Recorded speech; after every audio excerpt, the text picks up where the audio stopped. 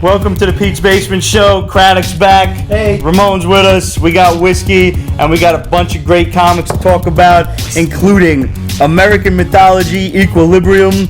We got Dark Horse's The Witcher, Curse of Crows. Also, Witchfinder, City of the Dead, and World of Tanks by Garth Ennis. We got DC's Suicide Squad Special, War Crimes, IDW's Prelude to Revolution. We got Jim Thompson's The Killer Inside Me and Teenage Mutant Ninja Turtles Universe, Issue 1. And we got Image's Eden's Fall. Grab your drinks, watch the credits. We'll be right back.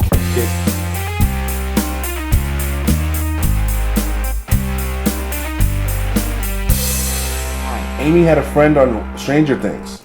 You had a friend on Stranger Things? Which one was it? That's good shit. Pancake Girl? We'll get to that. It was a girl that got killed, wasn't it? Ooh.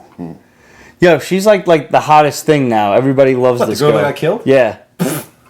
Like everybody, she's just like popular all across the internet. She's like the pity fuck. You know, like she died and she had She's 4 actually a eyes. hot girl. She's a very pretty girl when you see her like un-80s-ified. You know, well done, because you convinced me otherwise. I was just like, no. ew. I will show you otherwise, and you'll be like, wow. Credit to the costume designers. Not Chloe good, but Not Chloe good. Let's be fucking realistic here. you never know. Yeah. Never ask until you get. Wait, never get until you ask. Never mind. I saw a clip of the 4 kids on Jimmy Fallon Oh shit! where they were playing with silly string. Yeah. That was good. And then 11 starts rapping. Yeah. Yeah. Wait, what? First, yeah, they're basically going around the table reading something that they've written down and admitted about themselves, but they have to guess who said it, and they mind's hurting. basically spray each other with silly string to like the target is who said it. Most of the time, they just spray Jimmy Fallon because he That's deserves. what they should. Yeah. Yeah. He's an idiot. Oh, the girl who saw Jonathan processing the picture in the red room. Oh, The her. one who snitched on him. Yeah, the bitch. Yeah. Nice. She was a very convincing bitch. And she was hot. I don't believe she was a bitch in real life, but she convinced me she was And a she bitch. didn't even have to do like the hair flick too. Yeah. Well, it was the 80s, so even if she did, that hair was not moving. You know, some of that was like 90s, like Elvis Costello boyfriend. That was like 90s hairdo. That wasn't 80s hairdo. I had a friend who still rocked the poof well into like 97, 98. She might still rock a poof now, I'm not He sure. looked like Egon Spengler from like the animated Yes. series. Yes. She's not like that in real life. By the way, I just have to say, like, once I found out that this kid is British, 11, I just wanted to, like, read to me every day. Like, that's all. I know British? she's 11. The kid. The girl is British. Huh. And she's, like, very, like, classy British, I don't believe too. that because her teeth were straight. She's young. Probably orthodontia. Give it a while. Give it a couple of years. No crest in the house. That's what happened. Season 2 just got signed this past week, a couple of days Jason wants to know ago. if you saw the link. The link? Obviously not. He sent you a link. Oh, no, I haven't seen it yet. Link, as in Triforce. That's the first thing I thought of. I was like, yeah, I've seen the videos of the new Zelda game, and I hate his fucking costume. What's he running around in that blue tunic for? It should be fucking green. Green and yellow. That's Maybe it. after all these fucking Little decades, brown. he wants to change it up a bit. Listen, they changed Fuck it up him. midway through every game. They made it grayish white and then red. That's change enough. We fear change. Yes, he does. And now you're Shit, watching yo. Green's World. Amy turned 17 this month. I remember. Have it written down. Happy birthday. Not yet. Oh, sorry. When is it? When is it, Amy? It's like the 18th or something like that. I think she said. Not creepy. She said it. I remembered. The Suicide Squad on the movie on your Facebook. Winter is... I have not seen... Oh, yes, I did see that. Unscrupulous Means. Thank you, sir. Haven't watched it yet. I did, however, finally watch X-Men Apocalypse through Unscrupulous Means. Okay. It was okay. But It had its moments. Yeah. yeah, and obviously Quicksilver. Without question, Evan Peters is Yeah. phenomenal as Quicksilver. I love the whole, in and out while the building is exploding Yes. thing. And the music they chose for that scene just made me laugh the entire time. Their musical choices for his scenes seem to be spot on. Yeah. Amy says she's impressed. They remember her birthday. Jeff says only 4 months late to the party, Pete. Well, Bro, It wasn't that big of a party. no, If- it was kind of like the if third you know night me, party. that's good for me. That's yeah. real good for me. As a DeLuca, I will be late to my own funeral. Somehow. I want to see that. You're older than me. You'll probably die first. Challenge accepted. When is the first episode of Trish Hates Movies? With any luck, sometime after Labor Day. Let summer end. Let us get... Actually, maybe like right before Comic-Con or so. In Vegas? Currently last I saw they were in the Grand Canyon or some shit. Walking the glass bridge. Yeah. Rich was crying. Yeah. I mean, not for nothing, I would be crying. It's like 100 feet out on a fucking glass bridge into the canyon. I know all the physics that keeps me up there, but I would just be like, nope. Are we done yet? Yeah. Fuck that noise. Yeah. I actually did something similar in New Zealand. It was a suspension. It wasn't a suspension bridge. It was a steel cable bridge where the ground was like, wasn't chain link, but it was close. Mm-hmm. So you look like you're just floating in the air, and you're looking down at that point was a raging river because it was raining. My wife, who doesn't have the fear of heights, and I have more of a vertical than she does, she was like, and I'm like, wow. And then some idiot at the beginning of the bridge starts shaking the motherfucker, and it's a 100-foot bridge, and she literally turns around and is like, "You fucking idiot! Stop it!" It's like the first time I heard her curse in public at someone. But needless to say, we didn't make it to the end. We kind of saw the end. We're like, all right, that's good. We can go back now. Yeah, we're fine. Why would you go back the other way? Wouldn't the end be closer?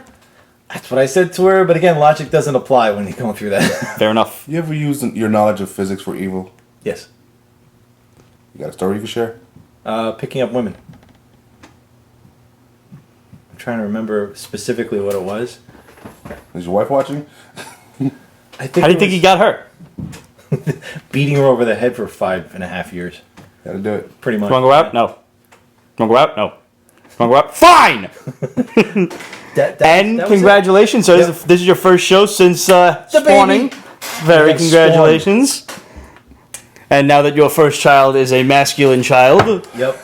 You don't cry like no bitch. He cries like a man. You got him watching Bubble Guppies yet? No, we're doing. I think he likes Caillou the best. Uh-huh. Yeah. My niece loves Bubble I like Guppies. the Berenstain Bears, which I always think is the Berenstain Bears. Well, it is the Bernstein Bears. I hate to break the news to you. Someone went back and changed everything. And they're just changing dumb shit. You're not thinking fourth dimensionally, Marty. Are you familiar with this conspiracy? The Berenstain Bears versus the Bernstein Bears? No. It's Bernstein Bears. Honestly, that's what I grew up with. Yeah. Berenstain Bears. If you look now, it's the Berenstain Bears. Fuck that. Exactly. Someone went back and changed it. But they didn't change their minds, apparently. Somehow the shift only affected half of the populace. I never got into the quantum displacement field theory and all this other nonsense. So I stopped at string theory because I thought it was garbage. Apparently it is. It's been proven garbage. I mean, if you watch Big Bang Theory, Sheldon was like really depressed about that. Him and his monopole issues. Oh, man. And congratulations, sir, on your black belt. Yes, now my clothes match. Os. Nice. Actually, I got the gozaimasu, right? Yeah. It's hard to switch gears sometimes to the different languages. For those of you who are tracking, that was Japanese. We'll do Russian next. I know a few different phrases, but not too many. Очень приятно. That one I'm not familiar with. Okay. I actually, when I was a kid, I used to just like make random noises. I might have like a little low-level Tourette's. I'm thoroughly convinced I made up the word "niet." That's just a noise. Like, "niet!" But then I found out it was no in Russian because they're always one step ahead of me, those damn Reds. Absolutely wants to know what you're drinking. We are drinking, and I learned my lesson this time. I actually cut the thing out of the box. A Glen Cadam. Glen Cadam. So is it a Speyside? Is it an Islay? It's a Glen. They're their own. There are so many. It's like a class in and of themselves. I'm sorry. What? Penny flashing boobs on Snapchat? Prove it. Jorge. I mean... Penny as in Haley Cuoco? Yeah. Somebody screenshotted that. It's on the internet somewhere. Send it to us. Questions@Pete'sBasement.com. How many fucking times do we have to remind you people to send us tits at questions@Pete'sBasement.com? Wasn't she part of the whole fappening thing? She was part of the whole fappening thing, but there was no face involved in it, except for that one where she was changing in the room. Is that the one where like people stole all their stuff off iTunes and stuff? Yeah. Yes. So it's just a publicity stunt. No, but not to It's get all over highbrow. the internet, supposedly. There are 5 different types of scotches. There's Islay, which is from the islands. There's Speyside, which means it's from... Oh, no, it's a Highland. It's a Highland. Yes. Okay, all right. Thank you. I almost exclusively like the Highland ones because they're... And it's not Nobody likes 100%... Campbelltown. Are you kidding me? It's not 100%, but they're mostly not peaty, which is what I really don't like, that very smoky kind Yeah, I of... always go way north. I go like Highland Yeah. Park or Bowmore, which is actually west. Uh-huh. Yeah.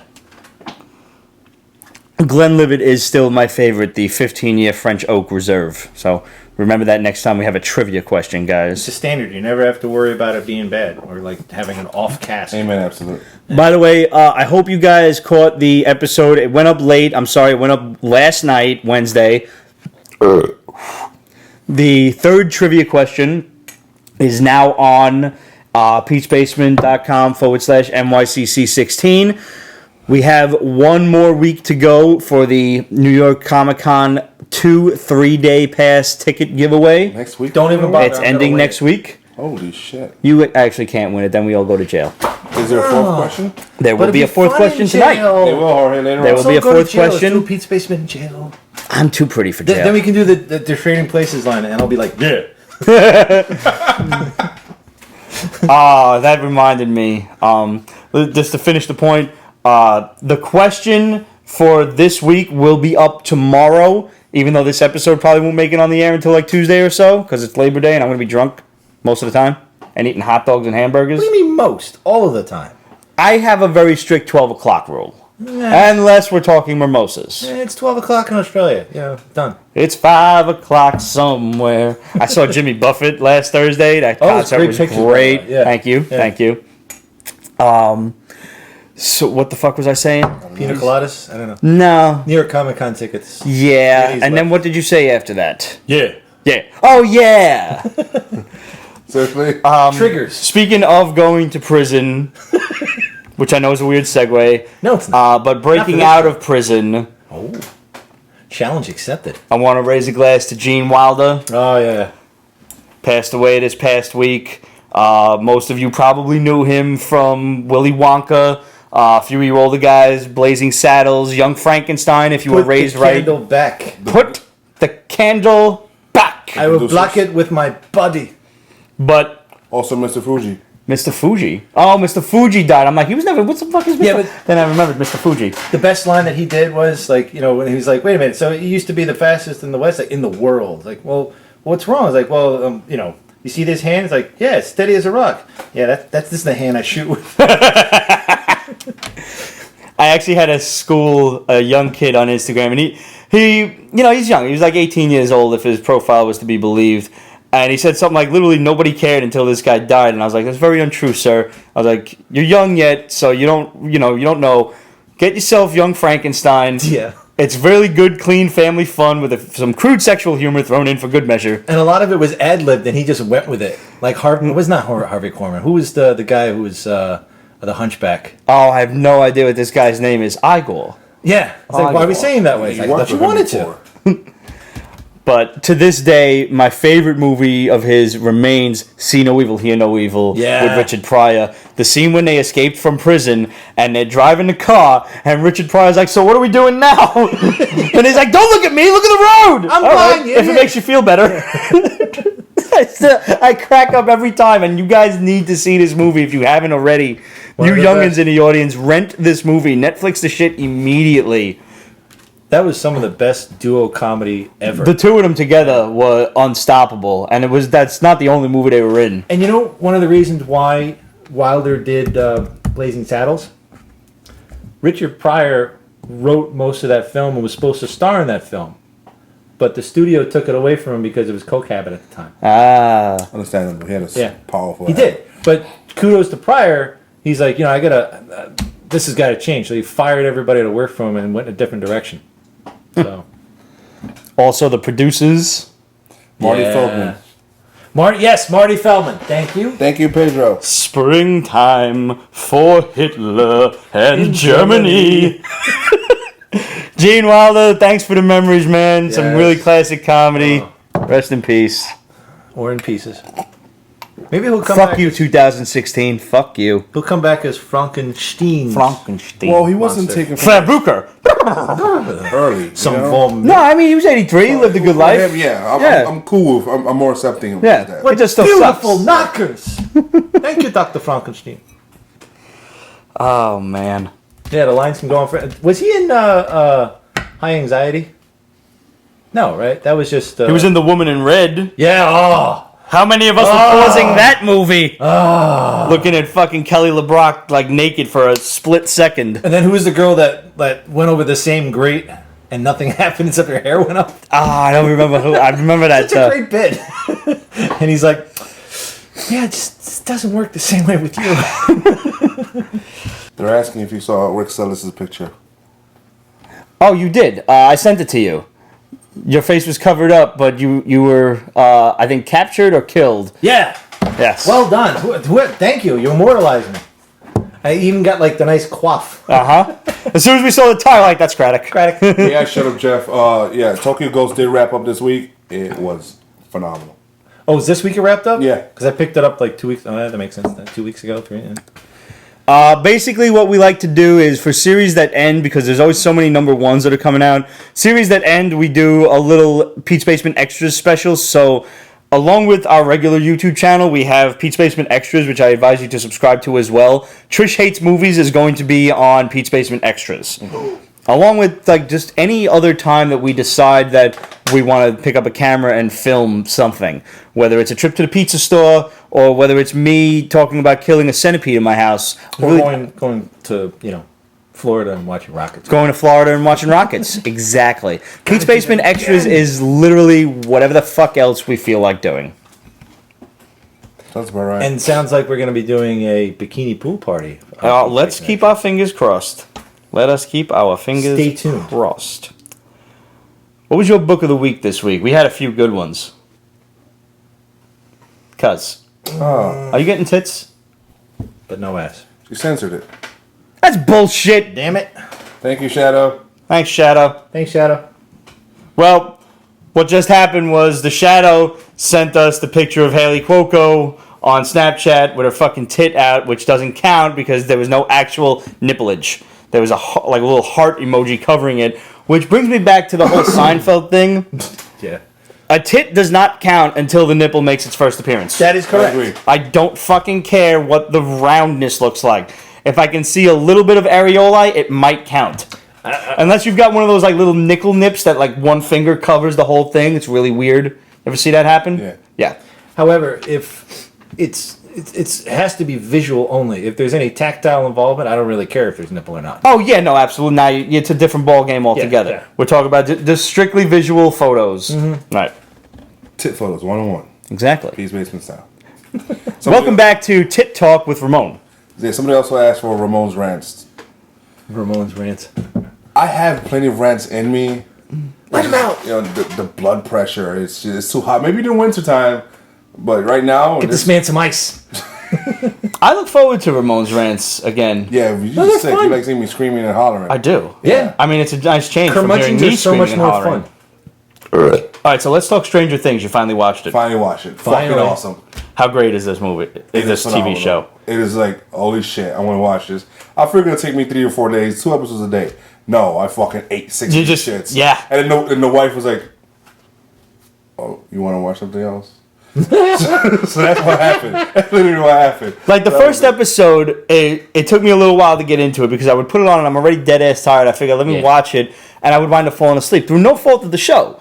And when I finally watched it, I'm like, that was fucking damn good. And it was creepy as shit. And the first episode, I'm like, it's fucking aliens. I don't want to see no aliens, X-Files shit. It really I was felt that happy. way, didn't it? Yeah. It did. Yeah. The first time it did. And then as the show built, and episodes 2, 3, and 4 just kind of build up. You're introduced to the characters and stuff like that. Episode 5, I'm sitting there like, flick the light on. That's fucking scary. I'm glad you said it because I didn't find it scary.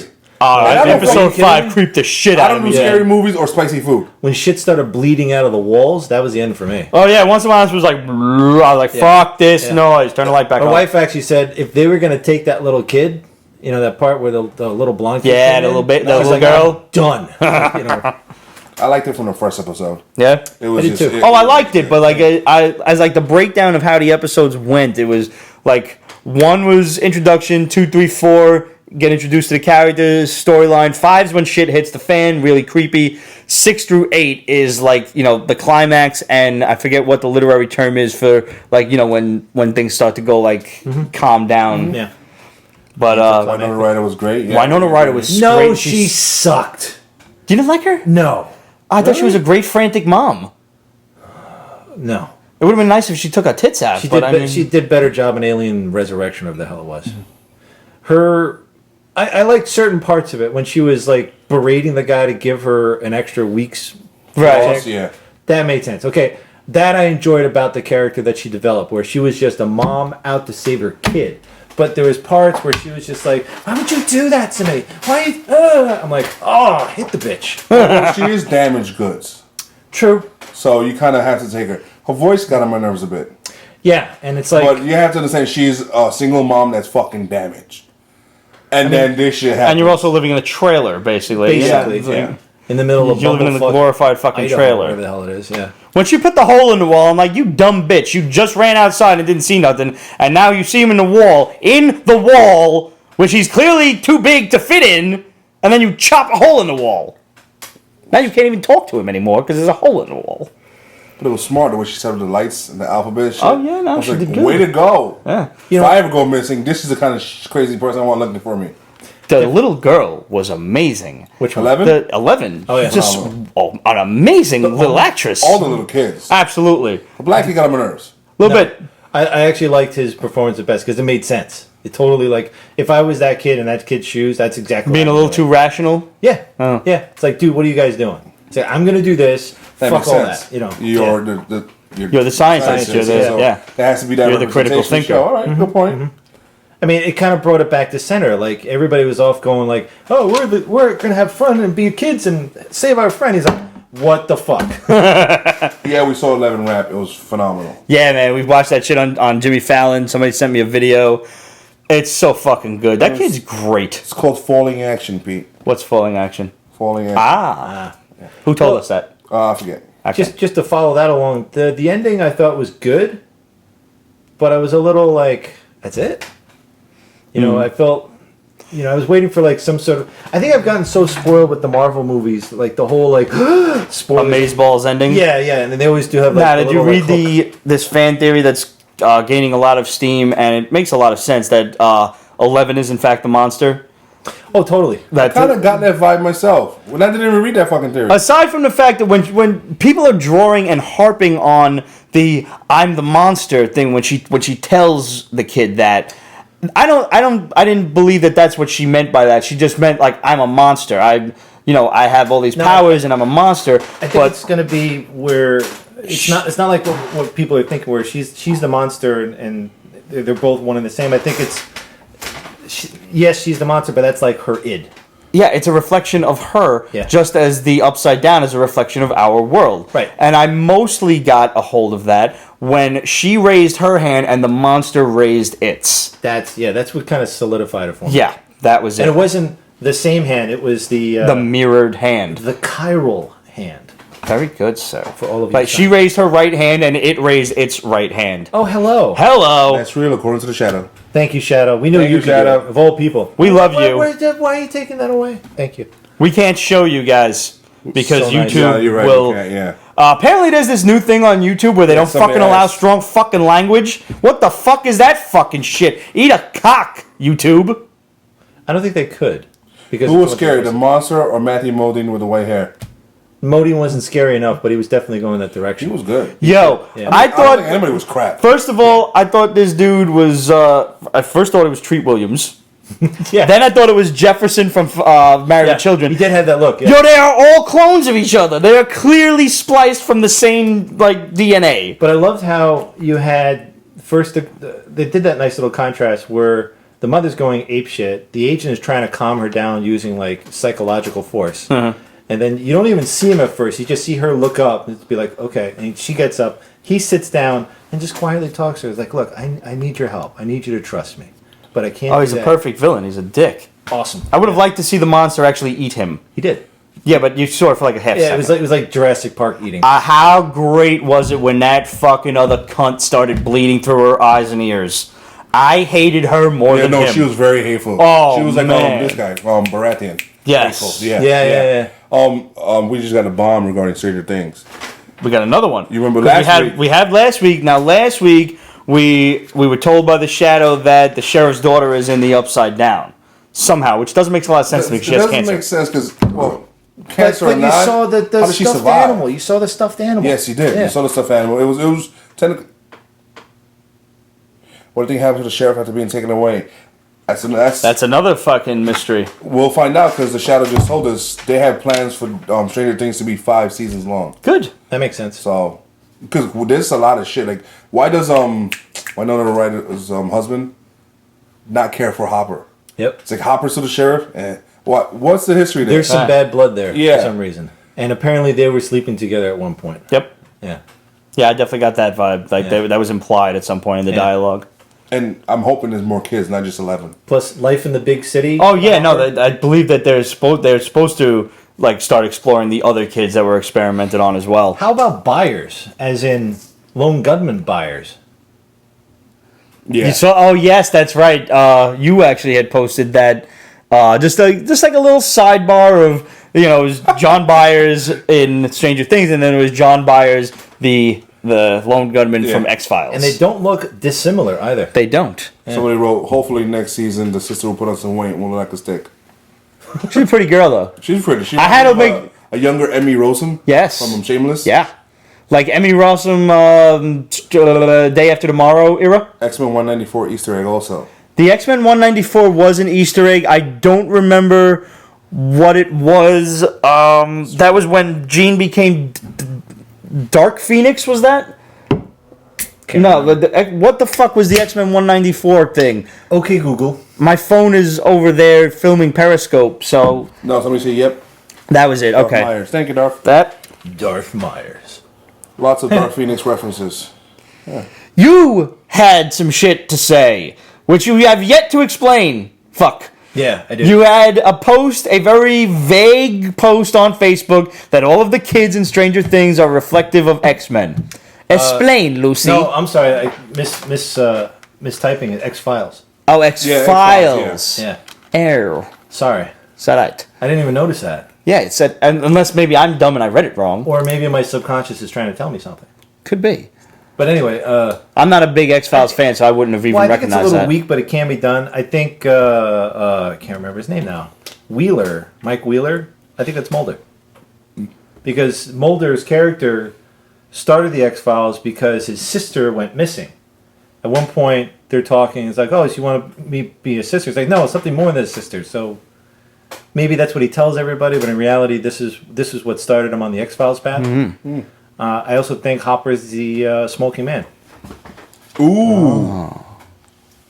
Okay. Because if you remember the smoking man's character, when they really delved deep, they thought he was a total asshole. But no, he was trying to work for the greater good and trying to compromise with everyone to keep things going. Oh.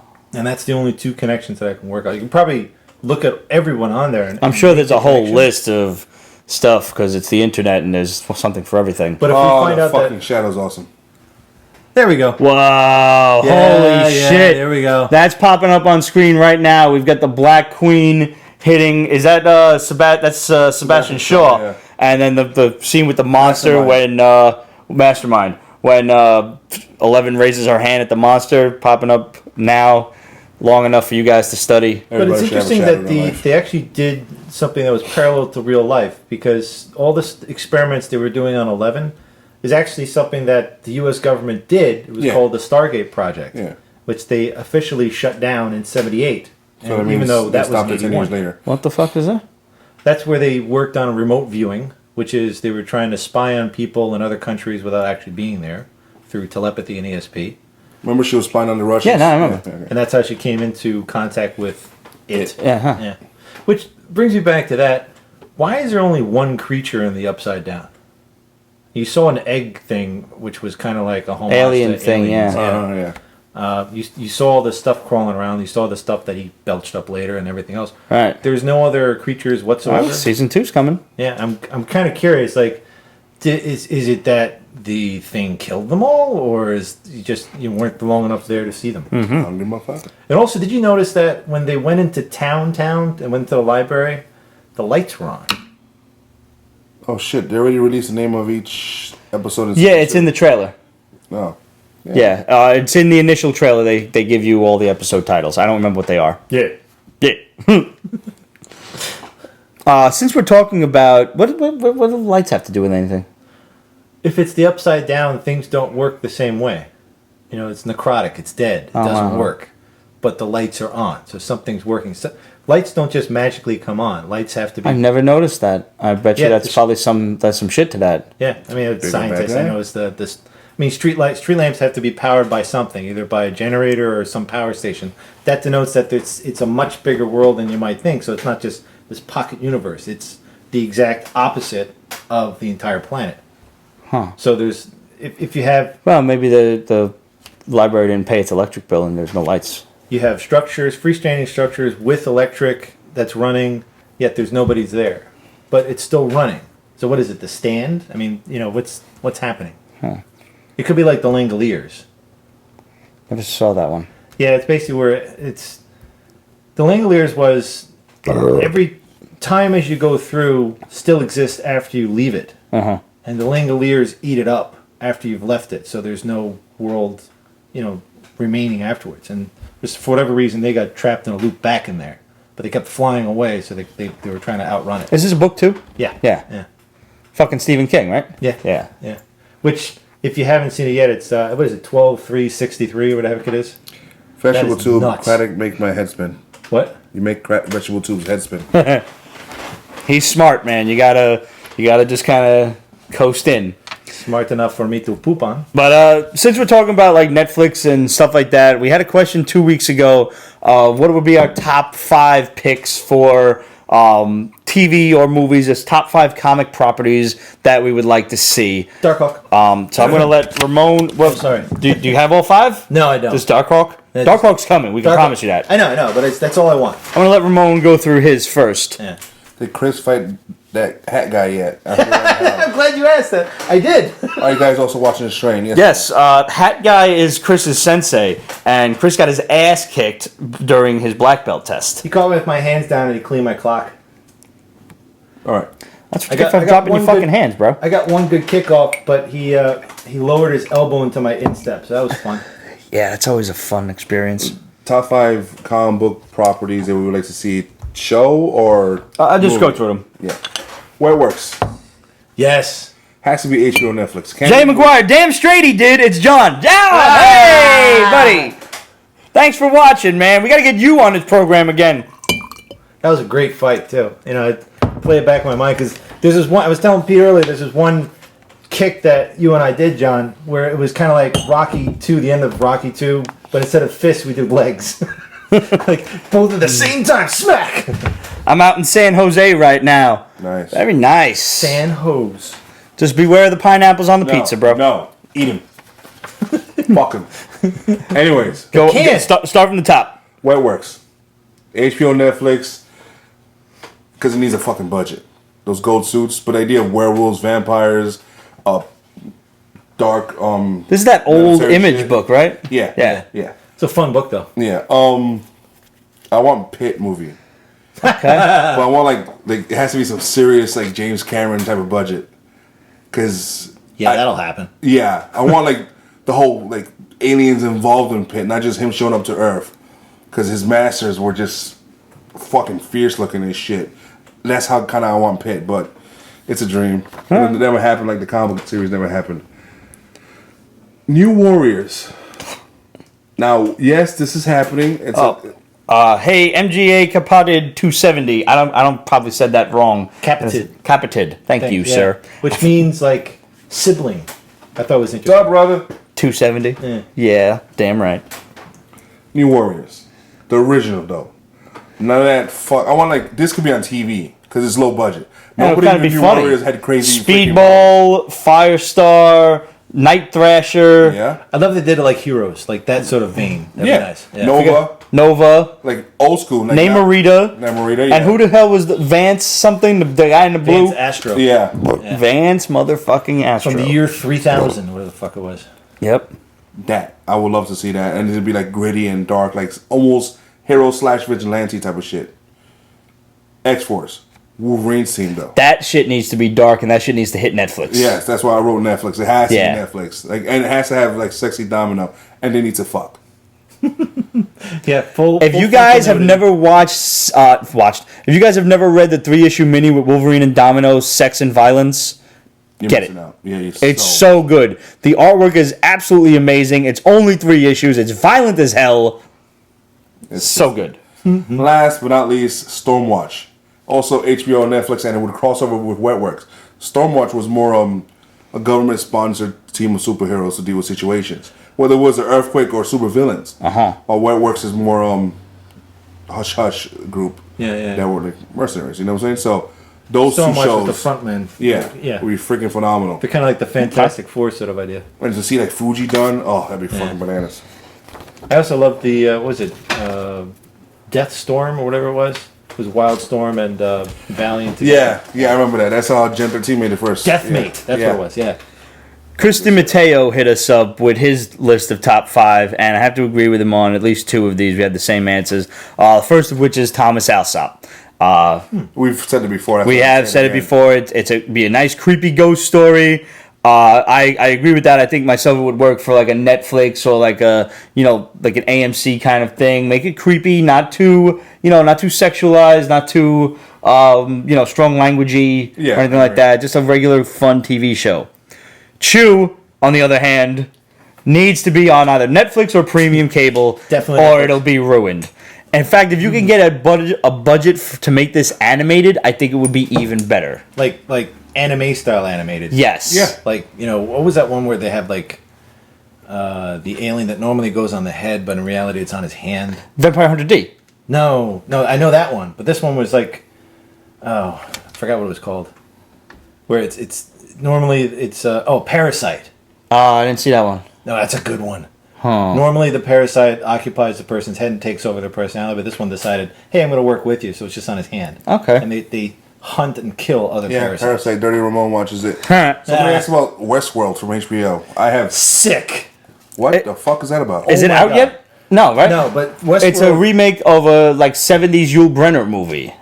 By whom? No, who penned the original one? I don't remember. I don't know. Oh, it's Michael Crichton. Same difference. It was actually the first movie to use CGI. Oh. This was like 1973. Oh shit. He actually fired the director halfway through. Oh my god, that's perfect. It was like a precursor to Jurassic Park. Mm-hmm. It's basically all these different machine worlds that you can go to, do whatever you want. You go on vacation and the machines make it real for you. Yeah, but then the machines start malfunctioning and doing whatever the fuck they want. And Yul Brynner basically was the Terminator before the Terminator. Right. And starts killing anybody from Westworld. But there was also like Night World, there was Rome World, all this kind of stuff. I can't. One of my buddies at work has been like anxiously waiting for this series, and every time a new trailer pops up, he's like, "Yo, man, it's a new Westworld trailer." Full frontal nudity. Anthony Hopkins is in it. Who? Anthony Hopkins. Oh, Anthony Hopkins. I thought you said Haley Hopkins. I'm like, who's she? I know who she is.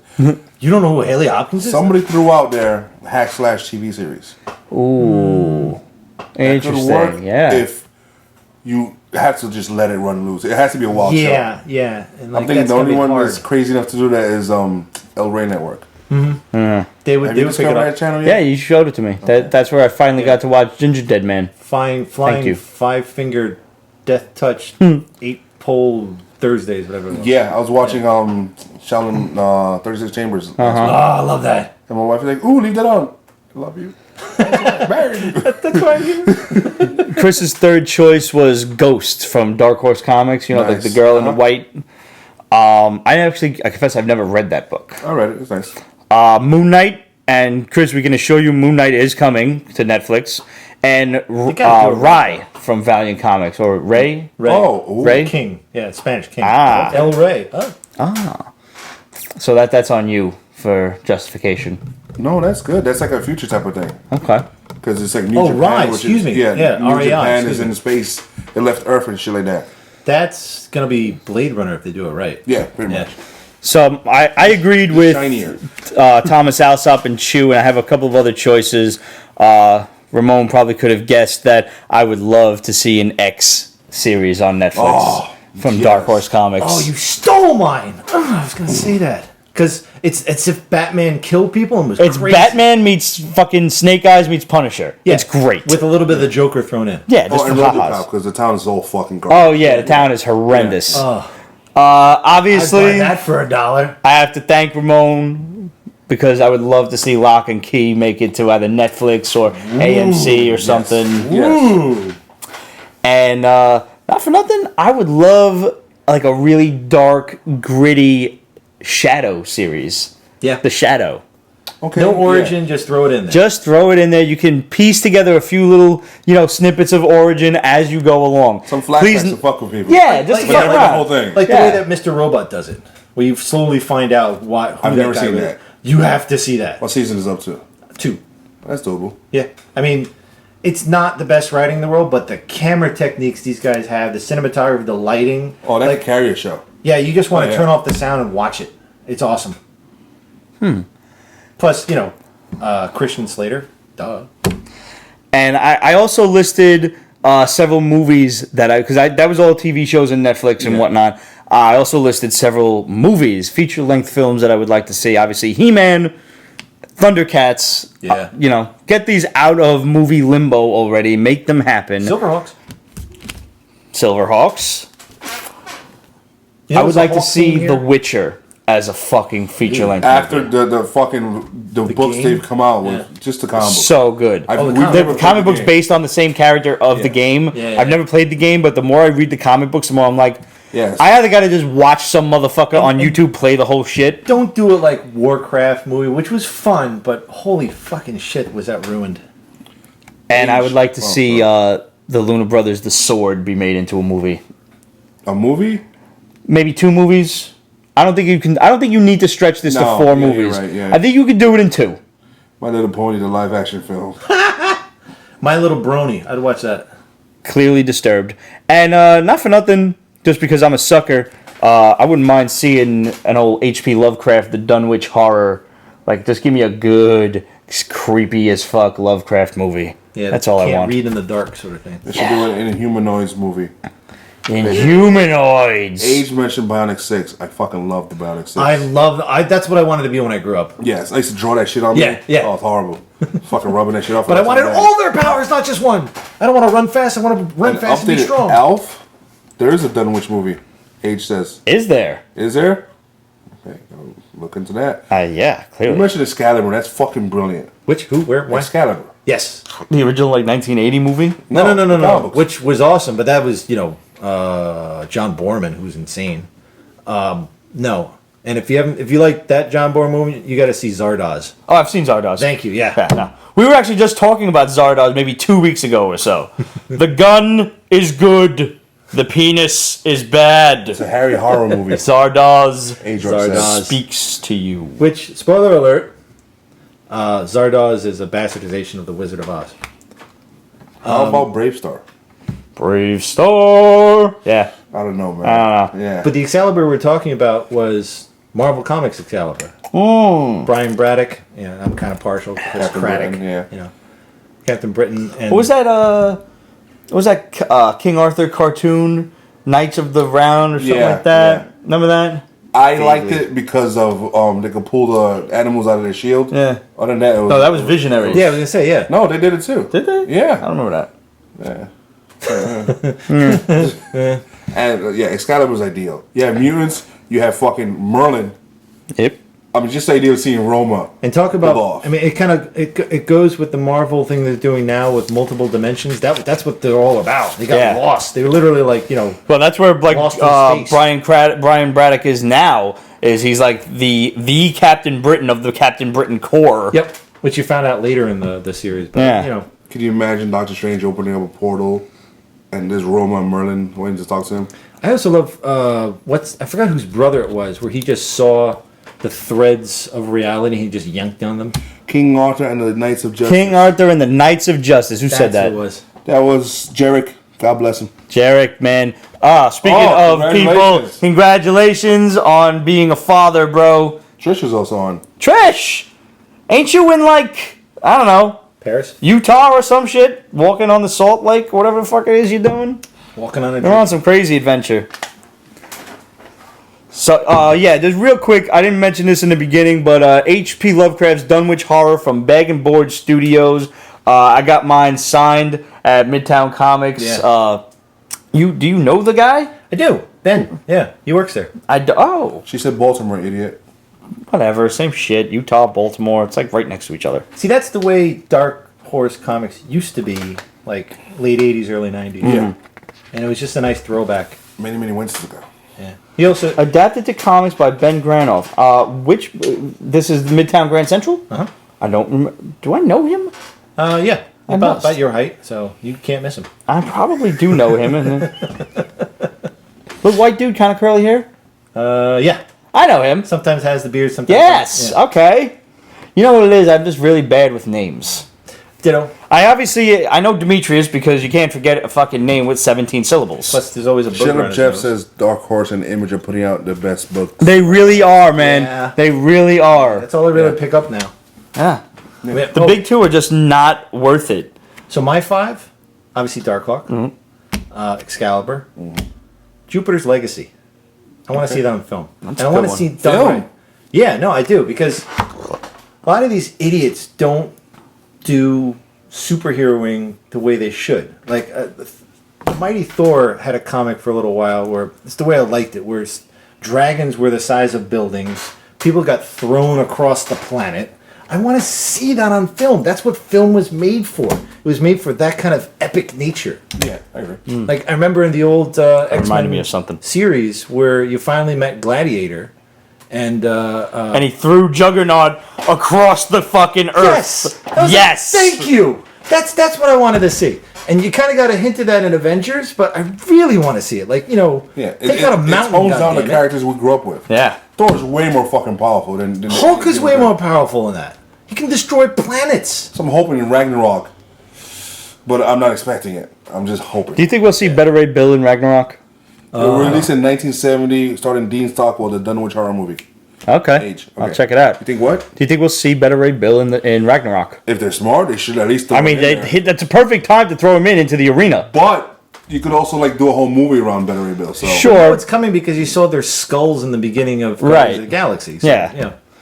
But So this is a really great adaptation of H.P. Lovecraft. The art is really fantastic, and I highly recommend you guys get it. If just in case this is a little too indie for your local comic shop, you can go on midtowncomics.com and grab a hold of it, and I highly suggest you do that.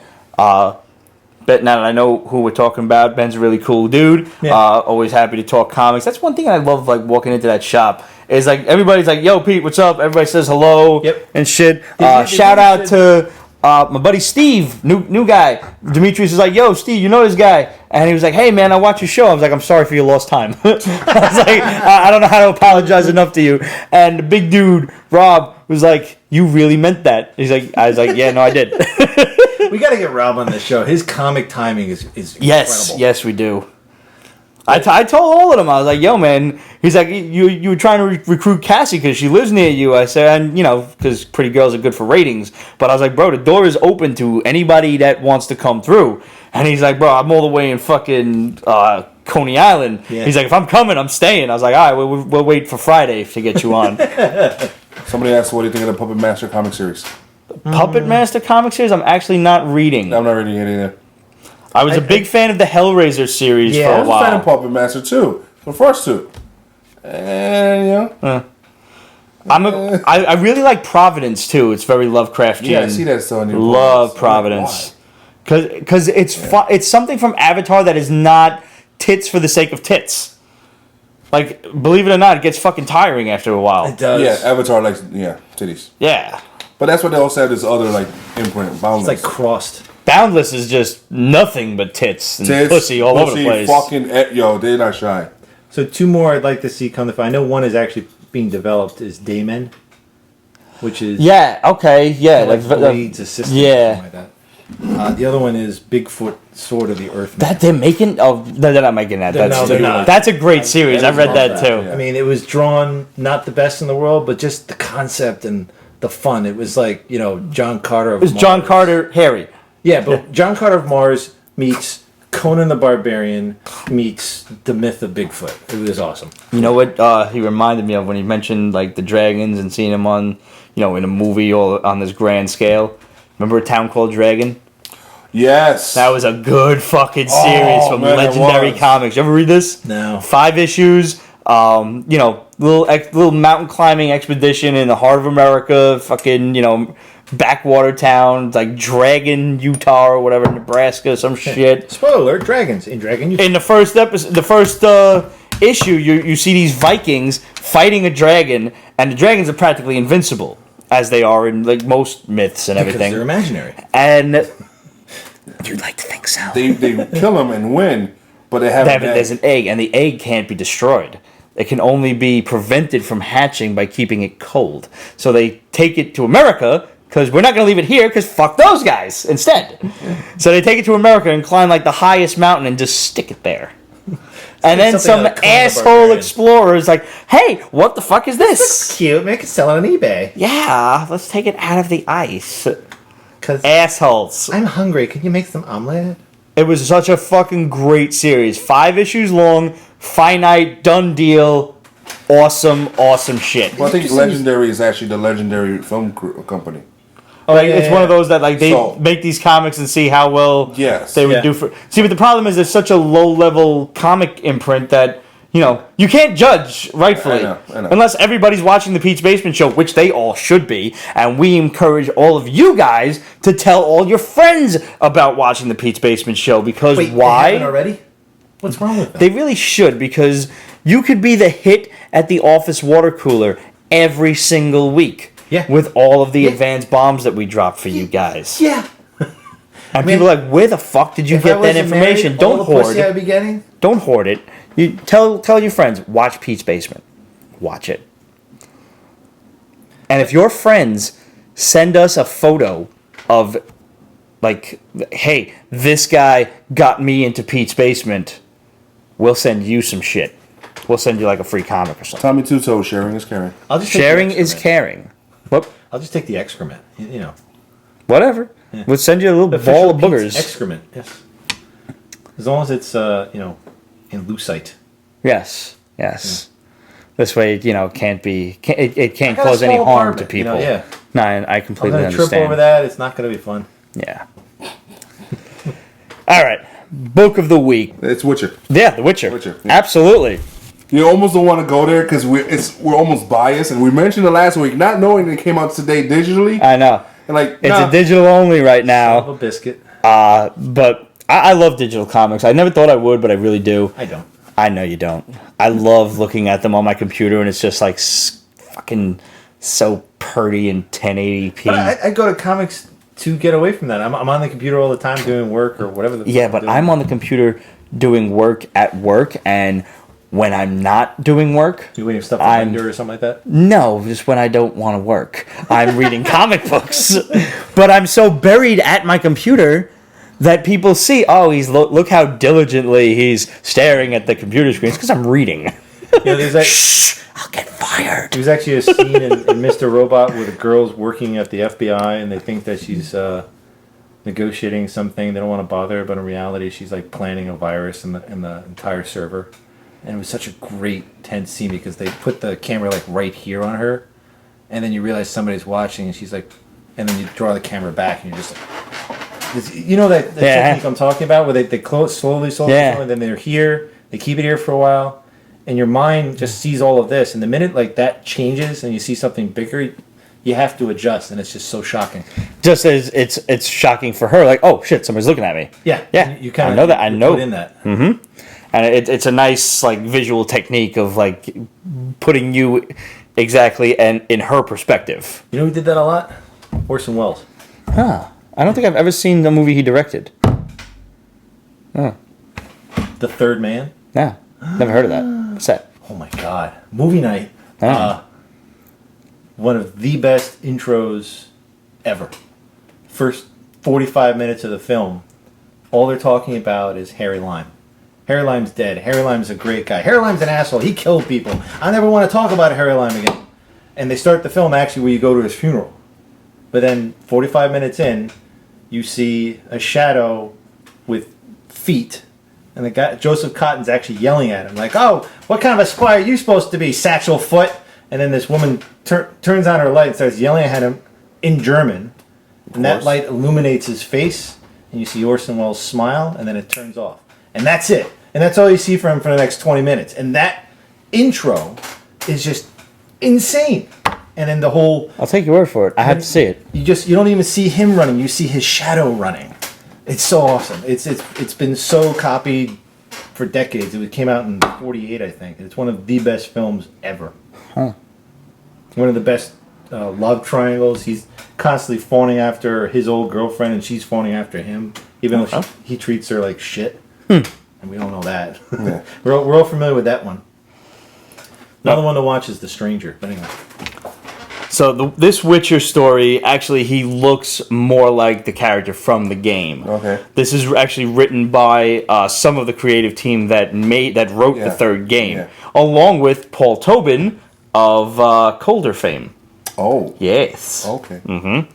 We love Paul Tobin's Colder. Yeah. We actually got an interview with him back during Comic-Con. I think it was last year, maybe the year before.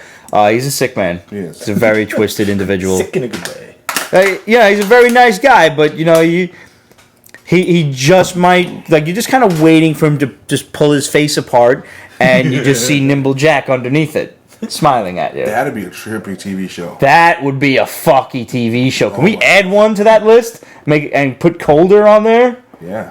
That's an AMC show waiting to happen. Do you remember the Alec Baldwin shadow where he has a dream about ripping his face off, and then he gets up the next, he's like, "How you doing?" I was like, "I had this dream that I was lying on the beach, the waves touching my toes, and I was both hot and cool at the same time. How did you do it?" "I had a dream that I was someone else underneath and ripped my face off." "You have problems." "Yes, I'm aware of that." I loved this story purely because it was very RPG-ish. Just reading through it, they have this one quest where they're going to they have to fight this thing called a Stragia or something like that. It's like this witch type of dog thing. It looks like if a witch and a werewolf had an unholy love child. That's what this. It's a Stragia, I think it's called. Stragia. Got it. Yeah.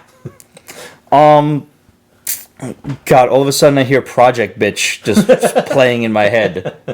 You know that song? No. Give me a project chick. You don't know? No. Come on. Why do I know a rap song and you don't? Why am I supposed to know the rap song? I don't know, because you're colored. Racist. Yes, but still. Wearing a colored shirt, that's about it. Alright, seriously. Into the Badlands on AMC. Yes, I did. Sucked. I have not. You didn't like it? Nope. Yeah, okay, it was lacking. Yeah. But. Yeah, lacking in many ways. The martial arts made me want to puke. Okay. Spinny bullshit all the time. Stop it already. Just hit the fucker. You're right. So they're on their way to this kingdom, and they're hunting this witch creature. And along the way, they make several other stops. Well, there's two of them. Yeah, there's two witches. One's a chick, too. And she's hot and she's naked in the book. Yeah. So, yay. Yeah. And I was really rooting for the other brunette to take her tits out, too. I'm glad that didn't happen. I'm glad that didn't happen. No spoilers on this one, but things in this book are not what they seem. Ever. Nope. I was really Just happy like life. to see the troll come back. Yeah. He's so cool. It's like, what the fuck, yo? Like, I want to be friends with the troll. I want to hang out with him. And then, like, she mentions it again when, like, she's like, we ladies have to worry about, like, taking a bath and people are spying on us. And she's like, I caught this troll spying on me, and I've never seen a troll blush before. And then he proved to be a better conversationalist than most men I know. Is that a racist joke? I've never seen a troll blush before. It's kind of like, what white cops used to say to black people. I never knew that. Yeah. Really? Like, Well, I mean, this troll's kind of gray, They did it in Blade, too, where he's like, I have a real serious question for you. And this was the guy who plays Hellboy, Ron Perlman. Uh-huh. And he's like, yeah, can you blush, boy? And of course, then Blade's like, "Oh, yeah, real funny. Hold on a second. Let me ask you something." And he Kicks him in the face or something? No, he smacks him in the face. And he's like, "Hold on, do you want to see that again in slow motion? Here, whack, smack." Such a good movie. But yeah, that was an old racist, inquisitive joke that. No, this was actually done like quite tastefully. Like the troll was like looking at her fucking tits, and she caught him, and he was like, "Oop." Okay. And then like they wound up becoming friends at the end, and they're like having a little fireside chat and whatnot. It was actually a dig really on men and how utterly simplistic we are when it comes to tits. Duh. And we are. It is. We were designed to do one thing: fuck and hunt. That's it. So like Wait, that's two things. Sorry. These witchers wind up saving this other girl from the troll who was not going to eat her. He was taking her home as a present to his wife to make her dance. So his wife wouldn't yell at him anymore. Struggle's real, even for trolls. Seriously. So one more thing on the troll's blessing. When I was in New Zealand, they had this wicked camper thing that we all wanted to get, but we forgot to do it. And on the back, they always had this saying, like if you give put a jackass in college, 4 years later becomes a smartass. My favorite one was, if you choke a Smurf, what color does it turn? I mean, I would assume purple. I'm going with purple, yeah. I'm gonna say red, but it's just gonna take a little while to get there. Has Gargamel ever choked a Smurf? I don't think so. I don't think he's ever caught one, physically caught one. Yeah. Cages, yes, but I don't think he's ever laid hands on a Smurf. But I digress. Witcher, sorry. So they're making all these other stops, helping out people. They're looking also for this kind of like rapist murderer who was he had like a little hostel going that he would take people in, give them shelter, and then he would kill them while they're in the house. So that's fucked up. At least he didn't reanimate. And the other guys, this dude tells him like while you're on your way to this other town, on your way, just in case you see this guy. And he's like, hold your coin. I'll do that one for free. Because fuck him. It was like Sword of Doom. Like, this dude, Geralt, is just so cool. Like, and he's got, like, a lot of power that he really kind of keeps under wraps. Yeah. And he only uses it when he really has to, which I appreciate, too. That's like every samurai flick ever. He's so the wandering samurai. Yeah. The Ronin. Like, you need to read these comics. I don't know how the game plays out, but I wish I had the time. I wish I was rich enough to just fucking sit down and play the game with enough time. We will. Yeah. I believe we will. But the comics really draw you in, and they're so fucking good. I can only imagine that this one will see print eventually. Yeah, it's we got an email from Dark Horse. It's going to be available at Comic Cons as like a special bonus for print editions to fans that stop by. Okay. So yeah, cool. This feels a lot though like Sword of Doom, which it's on the Criterion Collection on Hulu, so definitely watch it. The opening is one of the best ever, where this old man and his daughter are on a pilgrimage, and he's getting tired, and they're at the top of the mountain, and she's like, I'll go ahead and see if I can get some water. And it's at a prayer Shinto shrine, and he starts praying like, I just hope that I'm not a burden to my daughter, and I die sooner rather than later so she can live a full life. And as he's saying that, a man in black comes up the hill, and the way he comes up is awesome. And he hears him saying that, and he talks to him, and he's like, yeah, your prayers have been answered. And he just draws and cuts him down. Ah. And it's just the way he does it, and the music. Is the man in black death? Or he is the Sword of Doom. And it's not just death. It's also, it's kind of like the monkey's paw. Because he just cannot do anything in life that is positive to anyone, let alone for himself. And it's just a very sad story, but I don't want to spoil it, but it's great. It's kind of a cool name. I remember playing this video game, and the character, his class was a Myrmidon. It was like one of Achilles' kind of guys. Yeah. But he was an assassin, and as you level him up, his name, like throughout the countryside, they knew him as the Saint of Swords, which is just a fucking awesome name. That is. It's like you'd be cutting motherfuckers down on the regular. But like if you had that title, I'd want it in like Greek or some other language, and then someone has to translate it, and then you find out who he's the Saint of Swords. That kind of a reveal. That would be awesome. Yeah. And it's called Sword of Doom? Sword of Doom, yeah. We also have from Dark Horse Witchfinder, City of the Dead. This is the second or third volume of this. The last I one. think it's the third. This is the 16th in the series. Sir Edward Grey. So it's there. It's probably Earl Grey. No, that's No, T. this should be this fourth then. Okay. Unless they do one Earl shots. Grey They do actually one shots was an also. Earl. Was he? Yeah.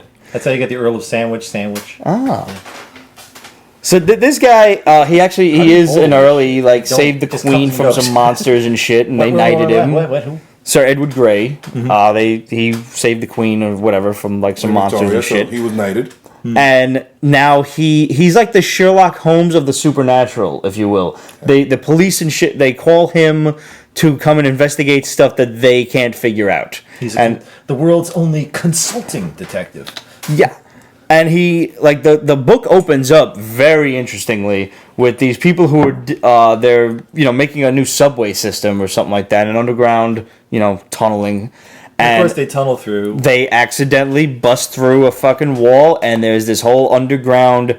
It's like walking into Moria. Remember the whole big, palace scene of Moria before the goblins all came out?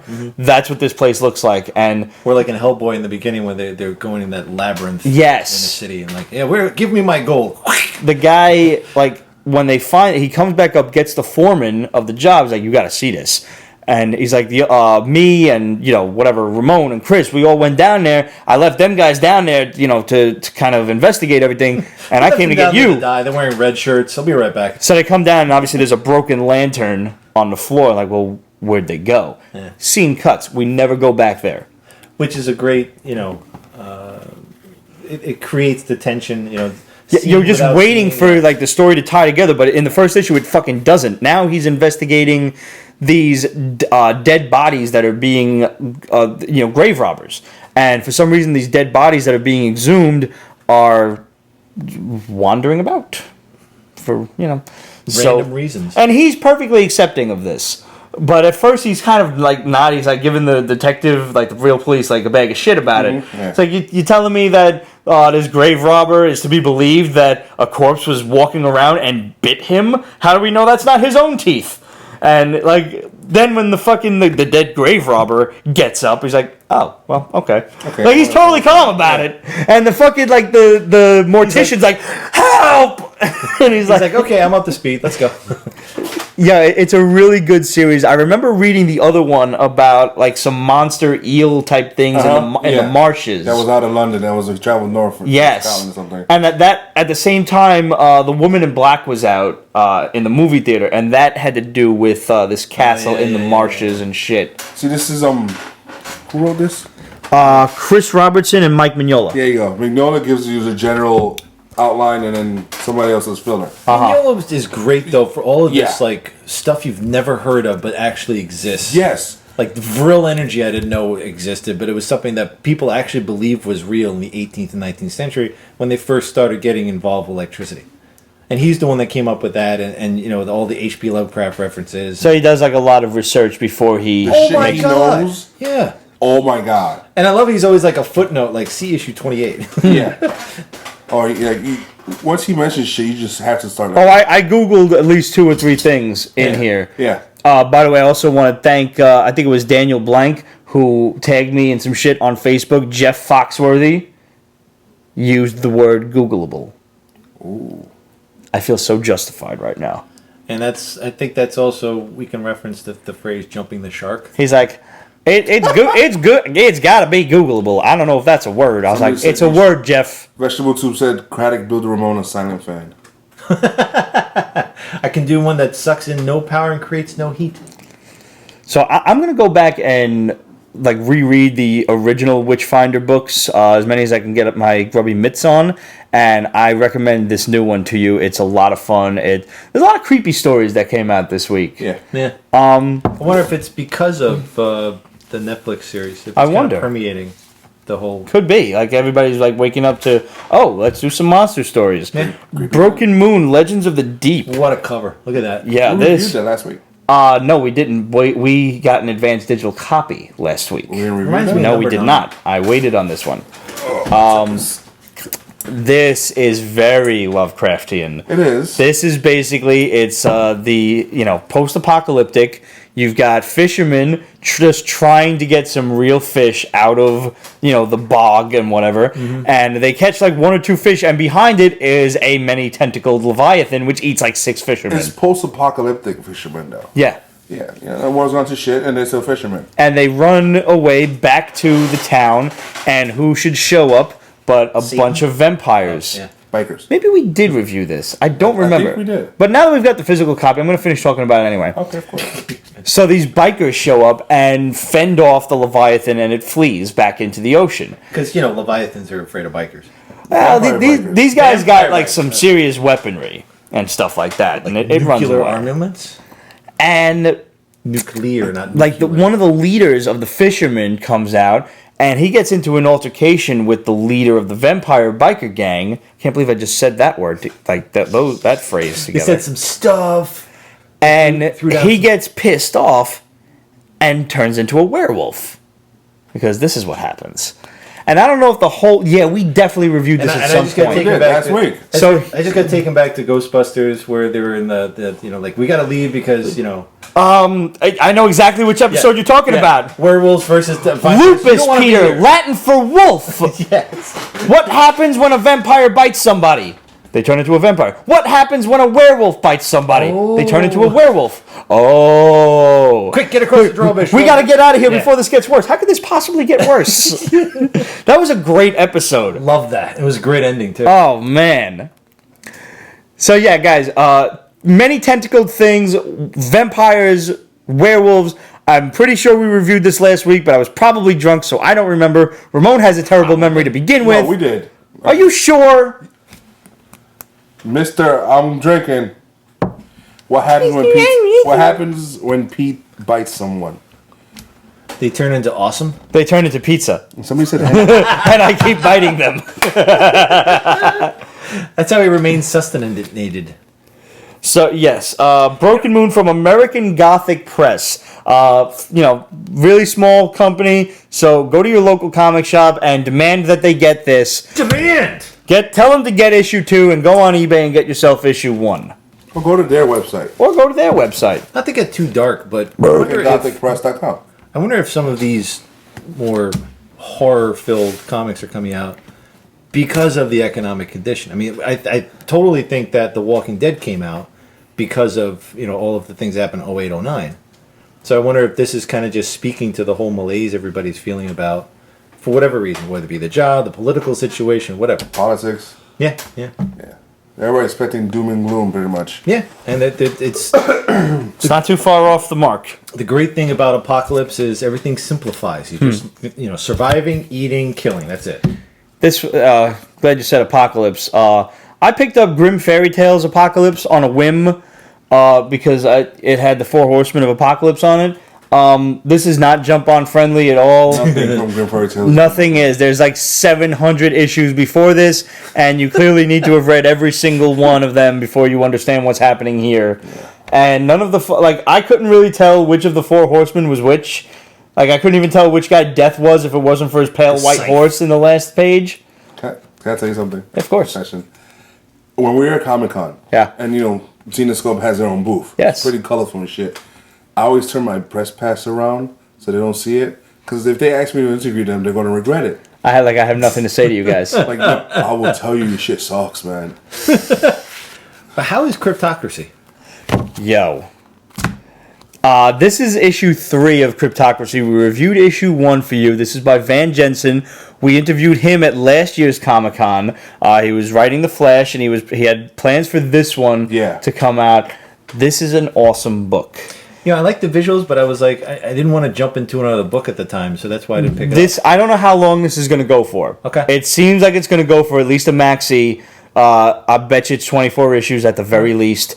It's basically remember we were talking before the show started about politics and the jugglers and everything? That's what this is. Okay. This is 9 families that rule the world. Like Illuminati, just really bigger. They made a point in the first issue to say, we made up the Illuminati to throw people off. So it's Atlas Shrugged, but thinner. Yeah. This is really fucking good. They have 9 levels of the conspiracy, and each level is blissfully unaware of the ones above it. They think that we're indoctrinated. We're in. But yeah, there's way more people that are controlling you. And there's like monsters, there's fucking aliens and bugbears and Mothmen. I'm glad somebody's going there because I was kind of disappointed when Inception only went 4 levels down. I'm like, there's so much more you could do here.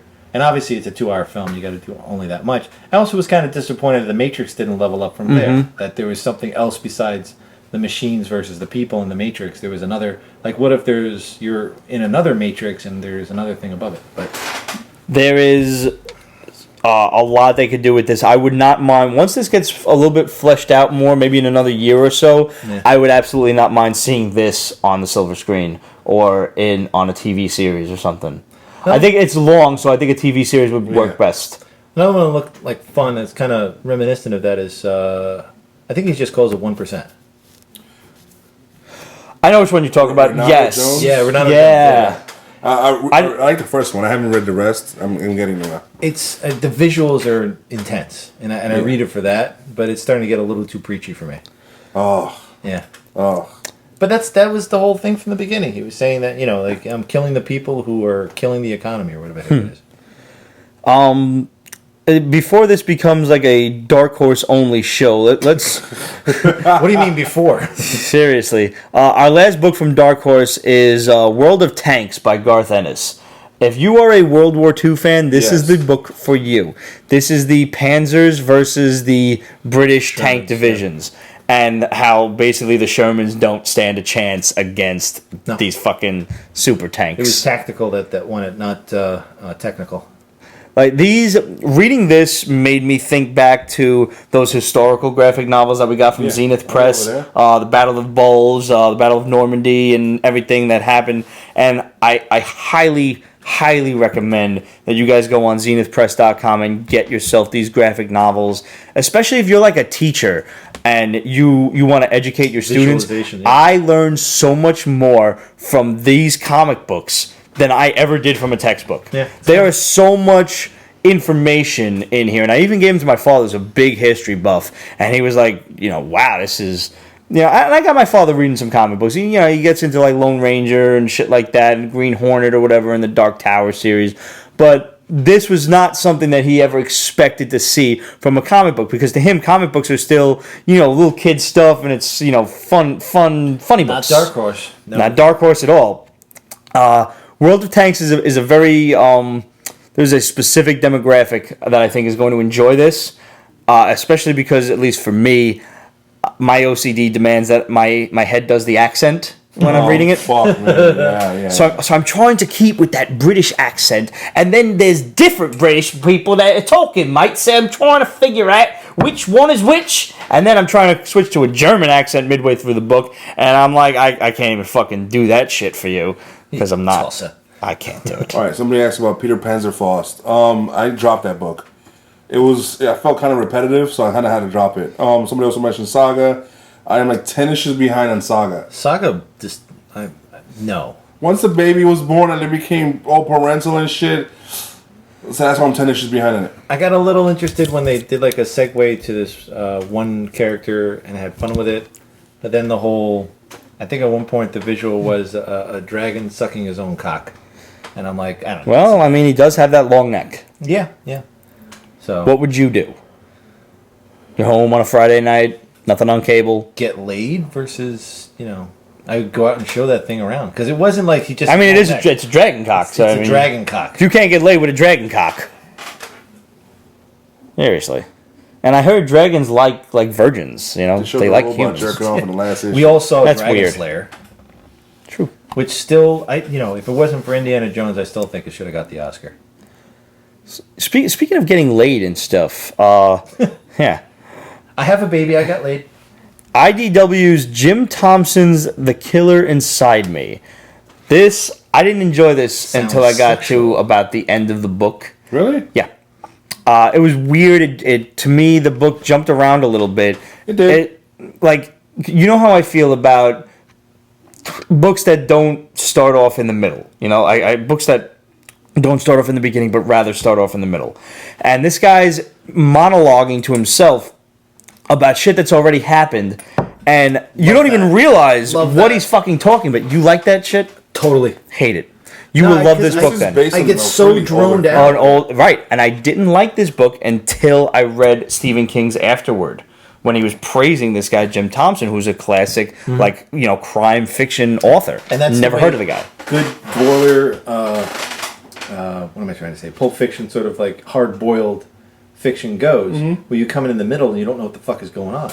I love that, and you have to like piece your way through it, and that kind of like fuzzes you out, so you miss a lot of the details. Yeah, And you that's come- exactly what happened with this one. You'll Yeah, love this book. yeah. You will absolutely love this book then, because he starts to explain shit by the end of the first issue, where he's setting everybody up Yeah, all that tension, with his yeah. master plan. Yeah, I love that. The guy that he's trying to set up is the son of the guy who had his brother killed. And this guy is no fucking hero. No, he's damaged. He's a scumbag. Yeah. So you're basically the hero is the villain of the story. Best kind. More interesting. Than Why does he want to kill the prostitute? Because she likes him? Because she's in love with him? What did she do? She's there. He's like, oh, baby doesn't even know, but baby's dead already, and I couldn't love her more. But he says there's something about him that hasn't come back and was starting to come back. And Yeah, no, he's a twisted fuck. Yeah, so and he it's- acknowledges that. Like, he doesn't even need justification for but killing the she's prostitute, because damaged. he's fucking nuts. when he shows up to her house to ask her some questions, she thinks he's a John. So she invites him in and shit like that. And then For those who don't know, a John is a client. yeah, thank you. So she invites him in all this other shit, and then she finds out he's a cop. She begins screaming at him, saying, "No, I'm not going in." She smacks him and pushes him down. Yo, wait, whoa. Oh, yeah. She don't smack him and push him down. She smacks him and Krav Maga knees this motherfucker to the chest. And then he gets up, he's like, oh man, help me up. And she's like, you're not going to hurt me, are you? He's like, no, I wouldn't dream of it. Boom! Knocks her off. And then proceeds to beat the shit out of her with his belt. he's old school, just pulls out a belt, lays her on the bed, and just starts whacking at her on the back. Did you ever see Born to Kill? No.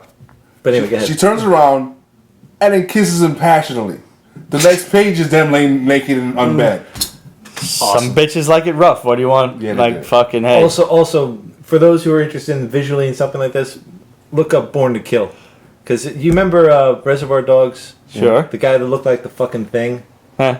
So that guy had hair in the 40s, and he did a film called Born to Kill where he literally beat the shit out of everything, including women, and then fucked them.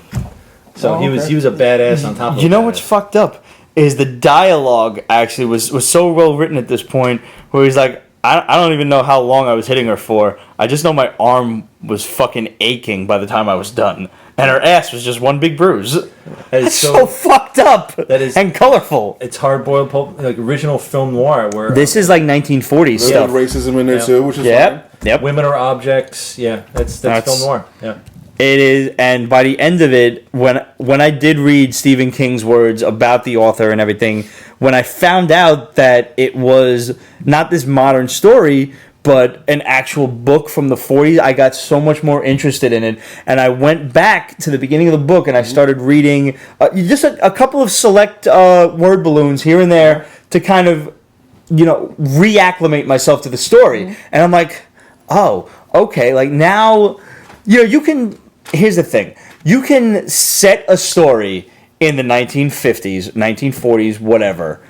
And that's like let's say it's 2016. You can set a story in the 1940s, or you can take a story from the 1940s and adapt it in 2016 back in 1940. And now, Like True Detective. yeah, it's so different because it's not being written as shock value or something like that. Matter of Just fact, yeah. This is how shit was. Yeah. This is true to fucking life. 1940s, fucking women were objects. Racism is abounds. This is what it is. Well, it wasn't women were objects. What are we gonna do about the black agenda or whatever the fuck it was? Women were that they objects in this said? particular film class. I don't know specifically they were in the 40s, but in this particular hard-boiled fiction, like the Maltese Falcon, which is constantly overplayed, but it does run the same way as this comic.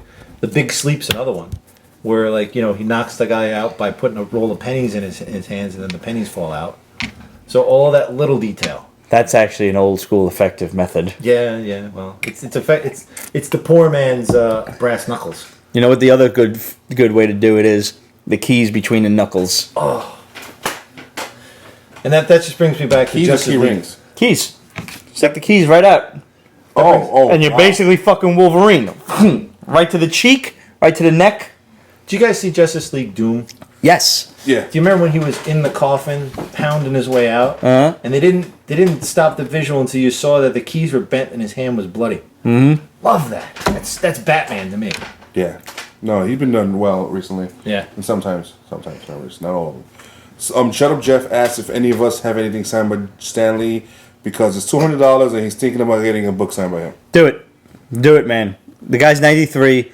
How long is, honestly, it's unfortunate to say, but how long is he going to be around for? 96. This is his very last convention tour ever. So the only other options you have are maybe private signings done through other companies like, I believe there's New York City Comics that does it. There's Desert Wind Comics that does it. I could hook you up with my boy Rich Hen, who could probably do it. But you're going to pay more than the $200. Pay the $200, shake Stan Lee's hand, Yeah. get something signed, and turn it in for this, and turn it into the CGC, because I guarantee you there will be a CGC representative there if the CGC or another company is not running it to do it. Because, listen, one of the things that I complain about being a CGC collector, one of the things, there are many, I acknowledge that. Mini rants by Pete. One of the things that I complain about is people who have Stan Lee sign things that he had absolutely nothing to do with. I once gave advice to some people at a comic convention back when we had the booth at the convention, and these people, Roger was like, "Hey Pete, these people got a question. They want to get something signed by Stan Lee, but they don't know what to get."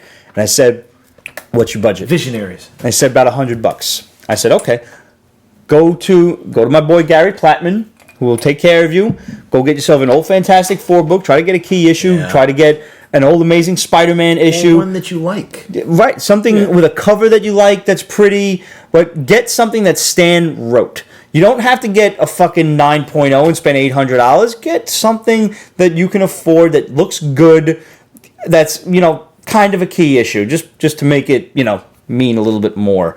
Amazing Spider-Man 39 is a beautiful cover to have Stan sign. You could even have John Romita sign that.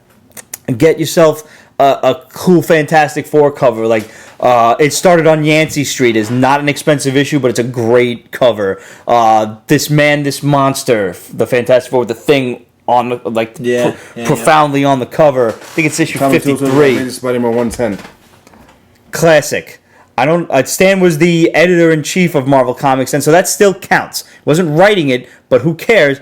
As long as he's somewhere in there. Any of these modern books, don't bother. Like unless it's something commemorative.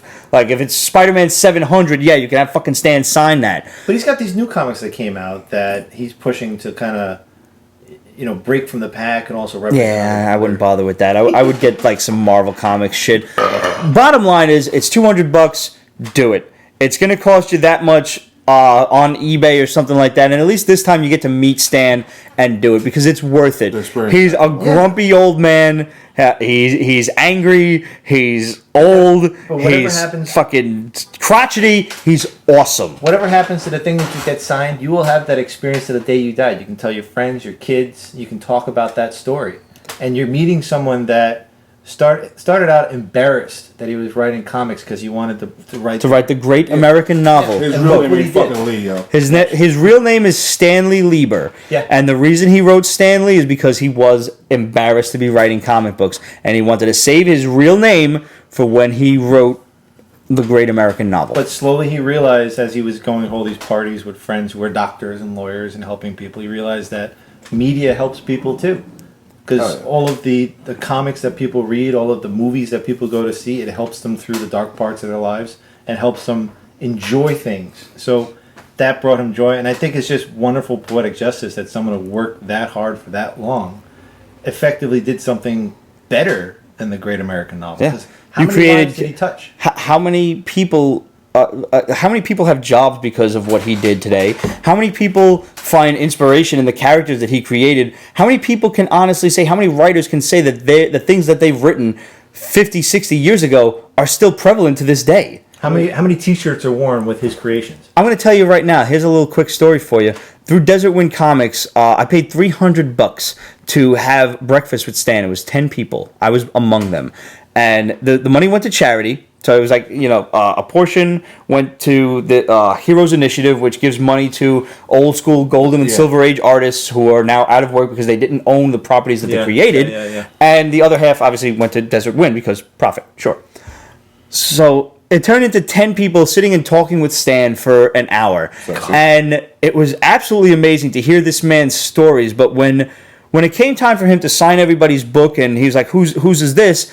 And that person would stand up, and myself included, it was just an opportunity to thank this man for the way in which he had no idea that he touched our lives. And for me personally, I grew up hearing his voice on Spider-Man and His Amazing Friends and The Incredible Hulk. This is Stan Lee saying, "Excelsior, true believer, and I'll see you next week." Yep. And I had no idea what this man looked like. I had no idea who he was, but I loved Spider-Man, and I played with the toys, and I watched the cartoons. And when I was in grade school, my father handed me a newspaper and said, "Hey, here's Spider-Man." And I said, "Oh, shit, there's a Spider-Man newspaper magazine?" And I looked, and in the newspaper, the way John Romita had drawn Mary Jane, she looked just like Angelica Jones. And I'm like, he married Firestar? And I had to and then I found out there's fucking comic books of Spider-Man? What the fuck is this?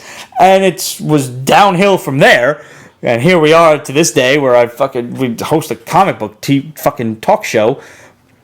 To answer your question, it's absolutely worth it. I have a lot of things signed by Stan, and never once have I ever held any buyer's regret about any of them.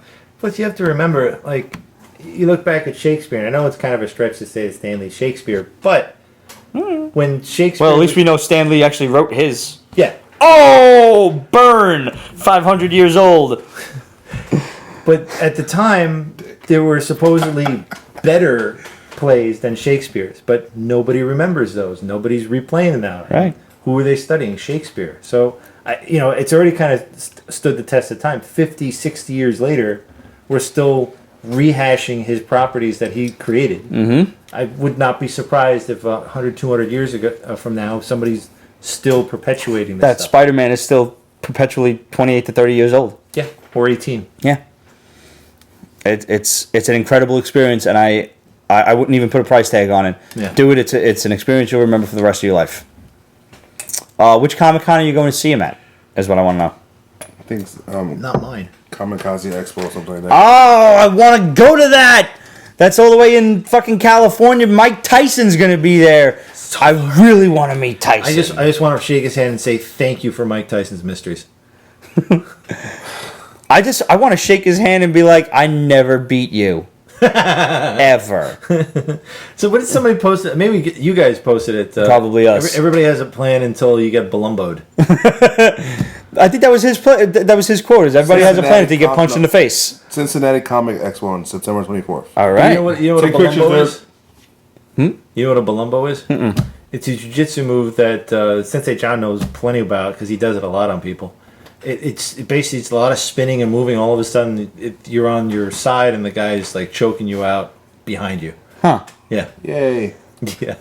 Because that's what everyone wants. I would like to see Ohio. I hear they've got like a pretty cool Greek Six of the Flags Week, there. Mech Tyson says a nice A lot of guy. farmland. And Geek of the Week said Jiu-Jitsu. Yes, that is correct. Tyson's from fucking Brooklyn, man. I would really like to meet him.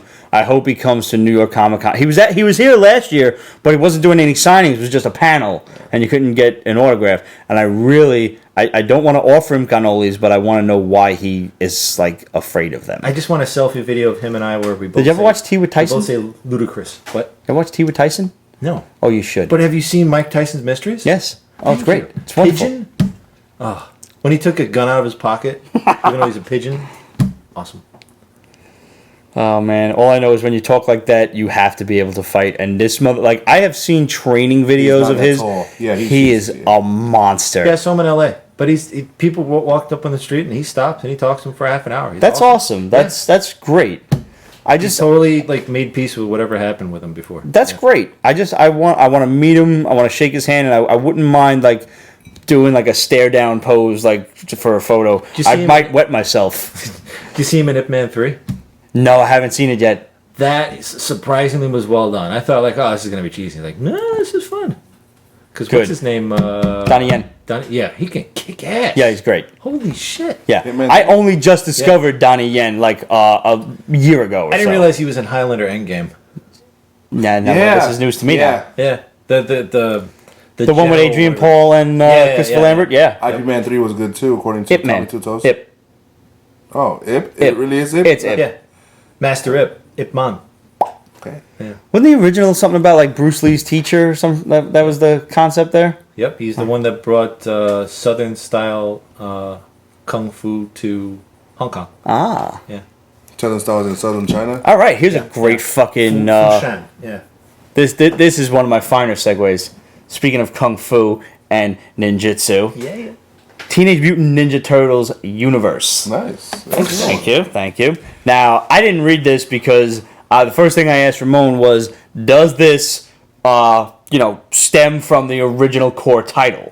They're connected. Uh-huh. Yeah. And I am like 10 issues behind on the core title.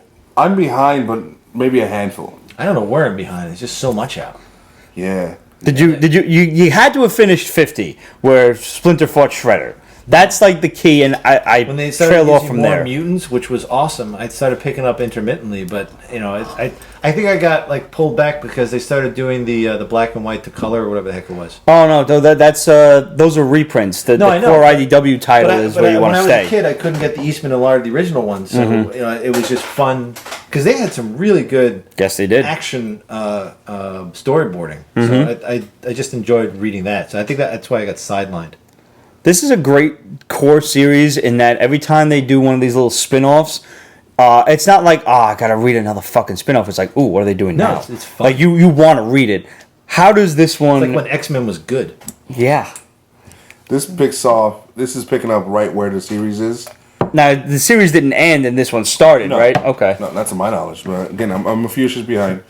And I'm a film wrestler. Hey.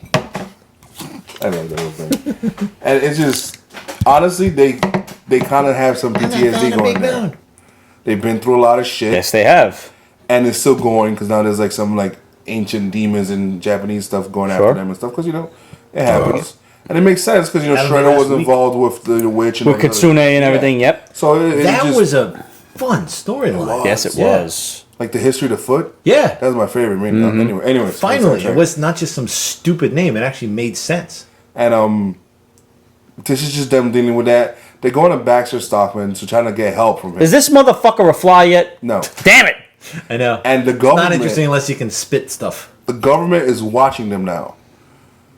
Because obviously a lot of shit went down, and the government's finally like, we need to do something about this. There's like some 5-foot Ninja Turtles And running just around. like any government, it waits to the last minute to start something. Yeah. So now like the government like is literally shooting darts at them, trying to get them down. And they're missing, just like any stormtrooper. Yeah. And it's just shit's happening. Oh my ass.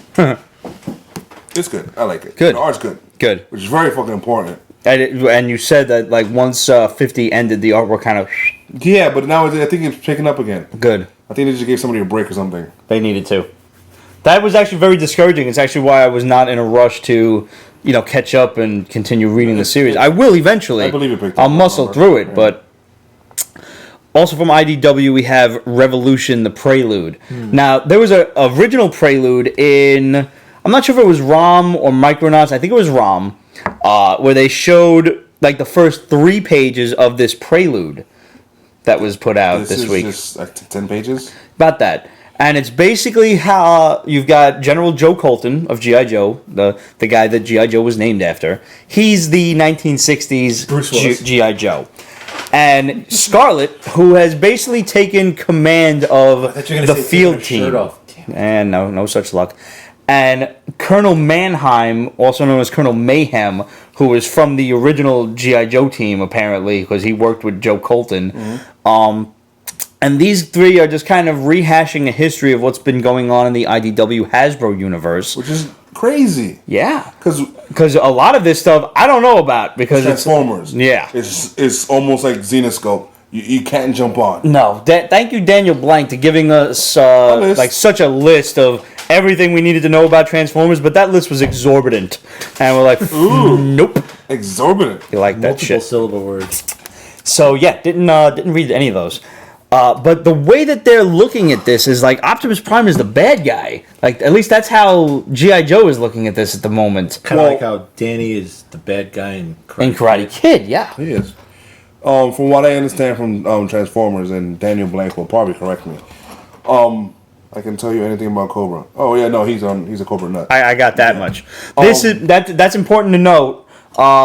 This G.I. Joe that's going to cross over with Revolution is the G.I. Joe from the modern IDW series, not G.I. Joe, A Real American Hero, which is written by Larry Hama. When we last left off this G.I. Joe series, it ended with that really like headachy espionage thing where the new Cobra Commander had taken over, and there was just a whole bunch of like shadowy government conspiracy stuff and not a lot of action and just a lot of talky stuff. What? Snake Eyes still dead? The different series. The Snake Eyes. I'm actually so behind on the Larry Hama series that I can't even answer that. I don't know if the original Snake Eyes is still dead, and I'm afraid to find out, which is why I'm not reading it at the moment. I'm buying it, but I'm not reading it. Savvy? This is the one where Snake Eyes actually went on the run because somehow he had to convince his fellow G.I. Joes that he was a renegade. I don't even remember why it's been so long. And it was a lot of government bullshit. Getting him started on this shit will like be I didn't do it. I don't know. I'm just letting you know. This is what happens. I'm happy with my I'm not even gonna. I'm not gonna. Class and Stark Scotch. So basically, they're like. Then they're also talking about what's going on with ROM when we read issue 1, where the dire wraiths are, fucking but they mentioned taking human form. Somebody's randomly dire killing people. wraiths? Yeah. And they're like, no, it can't be random. But it happens to be ROM that's killing the dire wraiths that are taking human form. And they think that this machine, this outer space alien machine, is the bad guy. But obviously he's not. ROM the Space Knight. ROM Space Knight is now under IDW, no longer Marvel. So there you go. And I think for the Shadow that's coming to where? It might make an appearance in Guardians of the Galaxy. So we'll see what happens there. I want Astro. The Micronauts are being joined in here. The G.I. Joe team is going to use the tech that they got from like killed Transformers to make masks. He's not dead though. He's not dead. He's like, please kill me. I don't know which Transformer that is. It's just a fucking head. What Transformer is that? Somebody help me out here. Just the head? It's just the head, and he's like, kill me, please. And they're like, shut up, you. Oh. But at this point, they're looking at all Cybertronians as bad guys. And they're invading Earth, and they have to be stopped. And that's why they're going to create Mask, which I'm actually okay with. Like, how the fuck did you think they were going to make vehicles transform? Yeah, we're going to use Cybertronian technology and make our vehicles do thingies. There you go. That actually works. Yeah, no, it's a cool idea. I'm with it. I'm totally with it. It's kind of like how the Fantastic Four is. Well, I don't want to spoil that one yet. No. So, I'm sort of looking forward to Revolution, but I'm really not. IDW... in their history, has been very good with crossovers. Yeah, they're fucking good. I'm confident that I'm going to enjoy this because all the crossovers that they've done in the past, from the zombie shit to the Mars attacks to everything. I forget what the other one was, but they've been very good. Did they do the one where Zorro, the Shadow? That was Dynamite. Dynamite. Yeah. That was very good too. Yeah. That one statement they said when what was it? When it was Zorro and the Lone Ranger. Yeah, and they were like, when evil takes over society, justice becomes an outlaw. And like they were saying that to each other, and like like winking at each other. It was and I'm right now you should be reading Green Hornet Lone Ranger crossover. I don't know if I get into that because I never was into the Green Hornet. Lone Ranger, I love. Yeah, I can't fucking stand the Green Hornet, but I like this crossover. I'm not too into the Green Hornet either because they bounce around from a modern Green Hornet to the old school one. But now you've got John Reed, who is the great uncle, and he's old now. He's like 80 years old. And Britt Reed, who is like this young up-and-coming guy, and there's evil afoot, and they have to fucking team up. And it's like the origin of the Green Hornet. I just got to get over the whole how Bruce Lee just got shafted on that series. Yeah, you do. It's tragic. Yeah. The series is in maybe 2 issues, 3 tops. Sure. It's actually very good. Okay. Oh, by the way, I forgot to mention. Obviously, we know this is coming, but I want to see Exo Manowar movie. But like original Valiant sort of Exo Manowar, where things were just so guttural and real, and he didn't start speaking English till like issue 8. If I want to start, He's like the Gold Key shits, right? No. No, I'm thinking of Magnus. Yeah. You're talking about the '90s, the holograms, and Right. I loved how things they were going through concrete walls and they were blowing up, and they would shoot a laser and half of a person would just be gone, and it's just that sort of like guttural sort of garbage. Somebody asked about where to start on these IDW books. The newer ones are easy. You could just pick up a number 1 easily. Yeah. Turtles. Rom you could start with. Micronauts you could start with. The Micronauts is up to like issue 4 or 5. Just backtrack, easy. Rom is up to maybe issue 2. Actually, jump on during this event, because then you could go on from there afterwards. It's important to note that Revolution does not seem to be crossing over with Ninja Turtles. No, which is good. Yep. Although I did like the Batman Teenage Mutant Ninja Turtles. That was good. That was okay. Now that same The creative martial arts team actually held up. That same creative team is doing He-Man Thundercats come October. Yes. Finally. Very excited. Very excited. Eternia meets Third Earth. Yeah, Ninja Turtles. I'd be hard pressed to tell you where you could jump on because you're going He's already on it. Oh, okay, good. I was like, you're gonna want to read the whole thing. Yeah. Ratsaruk, as the Japanese say. DC's Suicide Squad Special War Crimes. The movie's popular. Let's put a book out there real quick. That's all it is? I looked at the cover. I'm like, no thanks. That's what it is. Is I'm it- gonna mention it's literally the same shit. Did you see the movie? No, not yet. Did you see the movie? No, I want to see it this week, so please don't say anything. Okay, I won't say anything. But yeah, it's Is it the same squad as the movie? almost. Uh huh. Yeah. So yeah. And it's just a one shot. It feels like it, but I don't think it is. Uh huh. Is it going to be war crimes? Like, does it feature different characters? No, that's or? some other shit they're doing, which I don't bother with. That seems to be like something that the big two are doing. Like, let's just showcase these characters because there's either a movie or a TV show or something like that. I can't blame them. Yeah. They're just trying to monetize their properties. Yeah, I understand. Man, people fucking buy them. That's the goddamn problem. It's the kids. They're trying to, You don't know how badly I wish, like, speaking of monetizing properties, like, I would love to be reading Power Man and Iron Fist. I just cannot get around the art.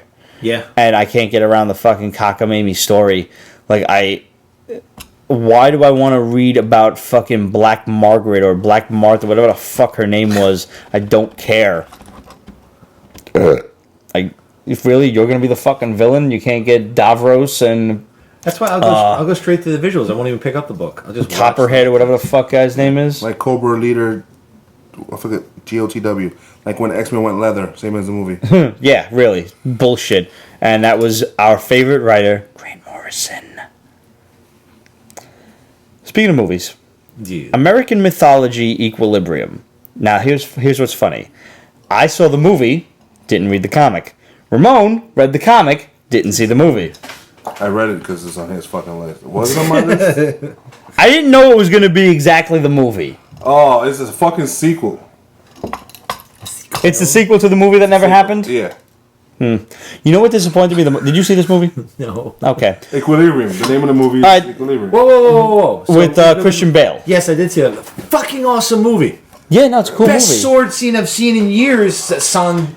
You know what pissed me off though is like when they did like the science behind the gun kata and it doesn't work. Just forget about that. Okay. Just go to the scene where he cuts up. But it's so second guy. badass when he's like Yeah. bang bang bang bang bang bang. But he does it this doesn't work. Zatoichi reverse hand sort of shit. I love that. And like he does the whoosh, and then he's like, awesome. And he cuts up Tay Diggs and blah blah blah. No, it was a good flick. I need to watch it. I don't know if you need to watch it. Yes, you but if you've got like 2 hours to kill, it's a decent flick, Okay, bro. so if I had Sword of Doom or Equilibrium to watch, which should I watch first? Fuck you. Sword No, of Doom. fuck you. You telling me to watch these movies?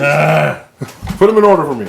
Sword of Doom, then Equilibrium. Sword of Doom is definitely a better film, but it's Kurosawa for fuck's sake. Or is it not? No, it's Kurosawa. All right. So I don't know if they needed a sequel to this flick, but it's in comic form, so whatever. If you really like the movie, you'll probably like the book.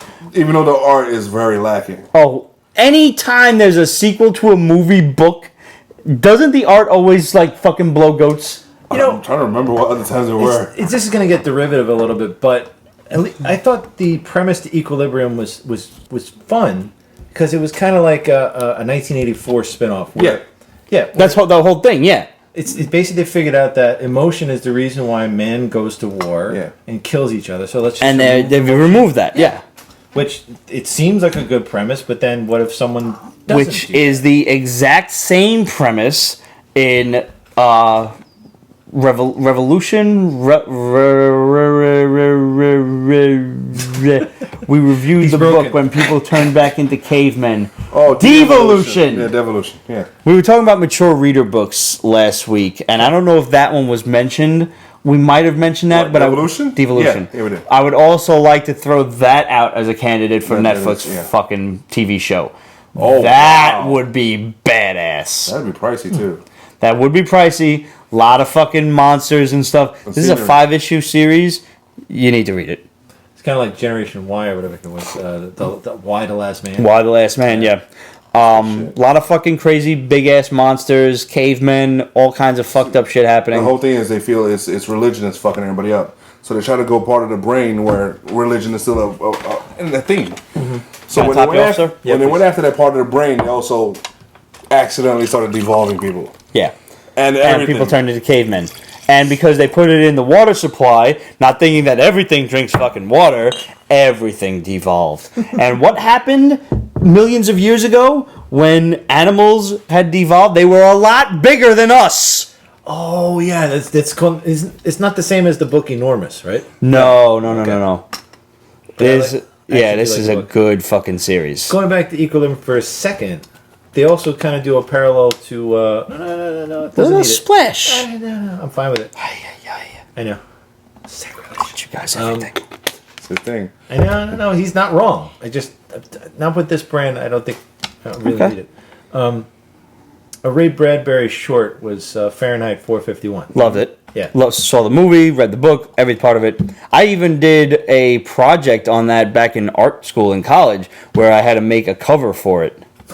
That's kind of funny. 4.5. You had to make a cover for the book about burning books. I actually might have. I'm not sure which paper burns, by the way. I might have that in my Facebook profile in my portfolio album. If anything, I'll show it to you. I do want to see that. Yeah. So if I have it, it's popping up on screen now. If I don't have it, oh well. Part of the thing in Equilibrium that they start running around is burning anything that can cause emotion. So all the trinkets. So basically, all you see here will be burnt to the ground because that can cause emotion.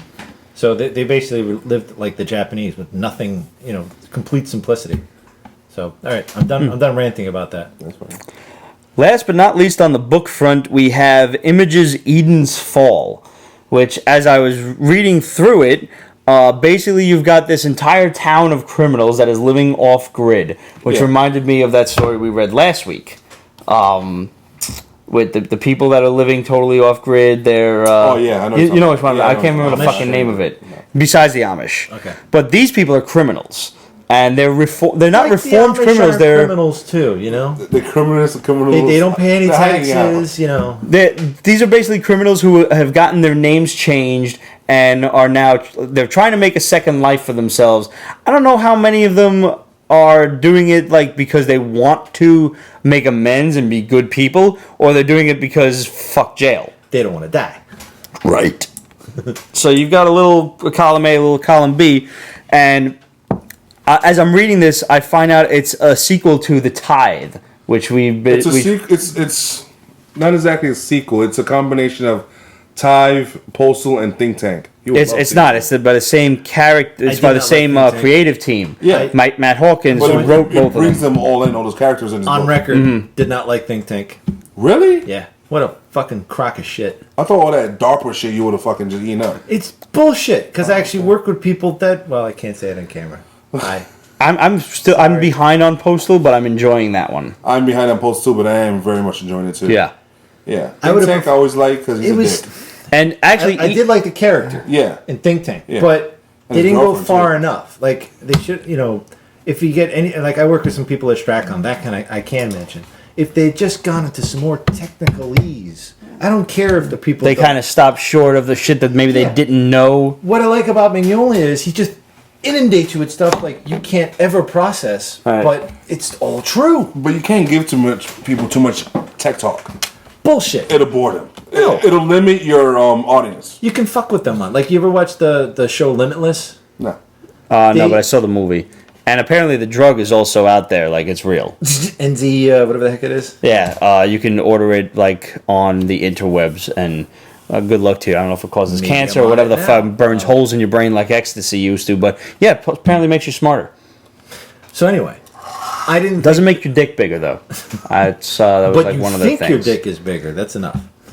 So I wasn't gonna watch the show on CBS because I figured, okay, it's how could it be that where's this thing gonna go? But it does go pretty far, and you can do all the technical jargon if you just bring it down to where you have somebody saying like, well, you're a fucking idiot. Nobody understands what you're talking about. So you can play it the same way that you have like Sherlock Holmes with a Watson. If you can just play it around with that, I think it'd be fine. And for people who don't want to watch it, they can just put it in the background. Shut up, Jeff. No, sorry. Tommy Two Toes asked, which Stanley comic book should he get signed? Should he get to get signed? What's your budget? What's your That's what I budget? want to know, and then I'll answer that. Not including the signature budget. Yeah, not including the signature budget. What are you looking to spend on the comic book? Maybe you should give them like a range, like like the 50 to 100, then the 100 to 500, and 500 to 1,000. He said 100. $100. So there you go. That's easier. Get yourself a copy of. I'm gonna stick with my original thought of Amazing Spider-Man 39. I think you could do a lot with that. Who's that? It's the first time the Green Goblin's identity was revealed as Norman Osborn. Okay. You could definitely get a decent copy of that for under $100. You'd get a good copy, like a Which 3 one was to the 4.0. father? Norman was the father? Yeah. Norman's the Yeah. father. Fantastic Four, like I said, you can get. It started on Yancey Street. You can get. I think that's issue 53, but I don't have my phone on me. This is Tommy Hordak asking. Yeah. All right, I can hit you up afterward, Tommy, with a better range. But it started on Yancey Street, is around issue 18. This Monster is about issue 53. The fortunate thing about Fantastic Four is you've got up until like issue 120 that Stan Lee and Kirby did. You can also go to any old Avengers or Thor book, but those are, those kind of key issues are harder to come by. What does the Incredible Hulk run for?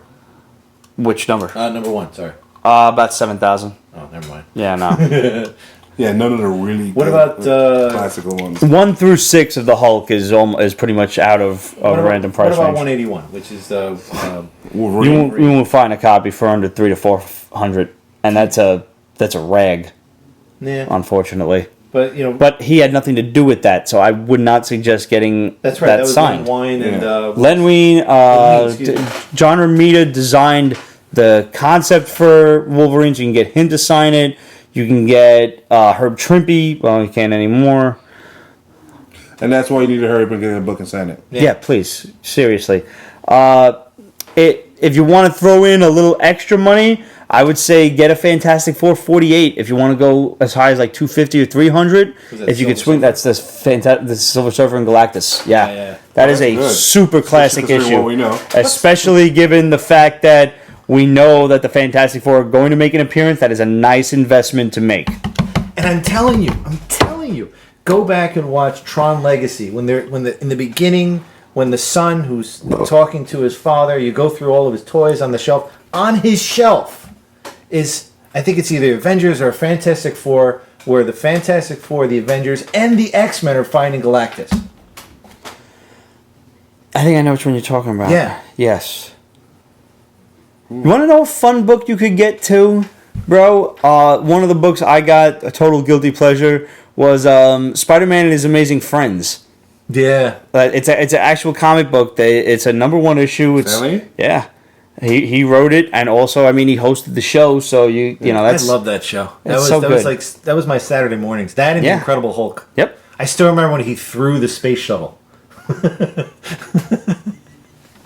It's great. Challenger? What Challenger? Closing out on Eden's Fall real quick. It was a great issue. These people are going in to investigate this one criminal who got away from him, and they want to either bring him to justice or kill him. And this is the shit that happens to some FBI agents that go rogue and try to infiltrate a criminal community. Fuck, that's not going to end well. And it also made me want to read The Tithe and catch up on Postal and possibly read Think Tank. It was enough to get me so interested that I'm like, okay, I want to check out all these other titles that I've been lax on. So that very good there. Speaking of going rogue, Yep. if you haven't seen it already, watch the John Kricofalewski interpretation of Yogi Bear. And when Boo Boo goes rogue. Oh, God. Fucking hilarious. All right. We got some bombs from the shadow. Before we do, we have 2 confirmations. Harry Potter and the Cursed Child with Daniel Radcliffe is all but official now. And Deathstroke. We told you about Deathstroke last week that he was going, but I think we mentioned Deathstroke previously, like a month or so ago, but I couldn't find it. We mentioned him. He's definitely coming back on the TV show. Maybe that was it. Thank God, because fucking Snyder's gone. And now we saw some test footage of him. By the way, Snyder's a cunt. In either the Batman movie or the Justice League movie. So that would have worked so well if they just let that happen. I know. With I forget the actor's name. Manu Bennett, who my friend actually choked out. Or he did. Yeah, he's a friend of mine who's like 6'5". A man in bed, it's like 5'8" nothing. Yeah. And there was He's regular. There's a shot where he's actually choking him, and it was really cool. Rich Craner, thank you. So, did you get any more bombs from the shadow? No. Before? No, Okay. just the ones already announced. Okay. You want to recap those? Release Sure. the bombs. Time the carpet bomb. So, we've got Iron Fist will be wearing his Immortal Iron Fist costume in the TV series. It's the white one, right? It's a white one. All right. This will most likely be his last costume. Oh, wait. We have the confirmation of Speedball. Uh-huh. He'll be in the new Warrior show with Squirrel Girl. And then we start. What was that Image comic that came out with a guy? It was just called Bounce, right? The Bounce. Yeah, it was weird. I liked it. What? I liked it, but it was just weird because it was so different. Yep. Then yeah. Let's get high and go to another dimension. Yeah. USA Agent is coming to the MCU. Ooh. USA He'll be- Agent. Yeah, USA Agent. He'll be in the next Cat movie. That's it. Okay. Is that the guy that actually kills people? He has a gun. Because he did. He was Nomad for a while, I think. I don't remember. Yeah. This but, is a. But at one point, they replaced him with a guy that was kind of not all there. I don't know. I remember when Winter Soldier killed him. Yeah. That's all I know. Yeah. And became Nomad. Now you said Speedball will appear on the Squirrel Girl TV show. The New Warriors show, which is starring Squirrel Girl. Ah, okay, gotcha. Which hurts my feelings. So hope Darkhawk doesn't get introduced to there. Because I really hope. No, I don't think it'll be Darkhawk there. If they make a Darkhawk right. He shouldn't be common. He should be in the Netflix series with like Ghost Rider, Moon Knight, and Yeah. the rest of the Midnight He should be Suns, like- which we told you about several months ago, with Morbius and all the rest of the characters. They will be coming. It should be Star-Lord meets Predator. Because if they had the kind of comic sort of funness of Star-Lord with when he changes into it, it basically becomes the Predator who's also kind of Robocop-ish. If he did it that way, I think it would be phenomenal. Death to debut in Thor Ragnarok. That's awesome. This is Thanos' girlfriend. Death is what we're talking about. Really? Yep. Not just coming or Hell. no? Darkhawk is coming. Darkhawk is definitely coming. We just don't know quite when. He's coming hard. This is one that I'm really happy about. John Walker died with Alpha Flight, USA Agent. Sorry. Alpha Flight's coming. Now, we too, told you a while back that Shang-Chi is coming. Yes. right? Master He of might Kung Fu. even, with any given string of luck, make an appearance in Iron Fist, which would make just too much fucking sense. Too much. That's probably why it won't happen. Yeah. Just a quick hint of it. But, you know, we do... They will eventually need an Asian star, so he will get his You own mean series. an Asian actually who does Kung Fu versus white people who do Kung Fu? How It's original. almost racist. Yeah, it's kind of like microaggression to the max, right? Huh. Shang-Chi's dad in the MCU will be the real Mandarin. Now they're gonna That's good. Are they gonna? That's brilliant. Wasn't that part of the Secret Wars thing though? No, his What, father the was like Battle Worlds? Fu Manchu or some shit. Was it? Yeah, originally, his father was like No, Fu I'm Manchu. talking about Secret Wars. One of the Battle Worlds was. Oh god, I don't fucking know. I really hope they get what's his putz to actually play him for real versus an actor. Shang-Chi, you mean? Or the Mandarin? The Mandarin. Who do you want to play the Mandarin? I'm curious. I want what's his name, who was supposedly the Mandarin, but it turned out not to be. Oh, Ben Kingsley? Yeah, Why? because He's not Asian, technically. But he's Indian Asian, which doesn't fucking count. have you ever seen Sexy Beast? No. That's the reason why I say he should be the Mandarin. He was so scary, so ornery, so arrogant. That's who I see. Well, he's a fantastic actor. I'll give it that. The Mandarin is going to be Shang-Chi's father in the Marvel Cinematic Universe. Yes. I got an actor for the Mandarin. Yeah. Kari Hiroyuki Tagawa. English. No. The dude who played Shang Tsung in Mortal Kombat. Couldn't pull it off. Totally could. He's too far in the spectrum. You will die. That's what I'm saying. He's too Oh, him! too Him! Totally! How old is he? I don't know. Old. Old enough to be the Mandarin. I don't see the Mandarin as that old of a character. We could get Robin Shu, who played Liu Kang in Mortal Kombat. No! So, You will die, sorcerer. How many times you saw this fucking movie? Lots. who's the guy that was in The Last Samurai? I don't fucking know. He- Not Sonny Chiba. What the fuck is his name? Ken Watanabe. yeah. Him. He could do it. Yep. He could totally do And it. it was kind of funny if he does do it because he played what's his name in Batman? The fake one. Yeah, Ra's al Ghul. Yeah. Oh, That'd be hilarious. From Last Samurai, the asshole who was befriended Tom Cruise during the sword fighting, kept on beating his ass. Yeah, and I'm trying to figure out who it was. He's Asian. I've always seen him do shit, and he's fucking talented. And then the one that and I think is he the same guy that was in both 47 Ronin and the Wolverine? Yes. Could we get Jet Li to do it? Like, is that possible?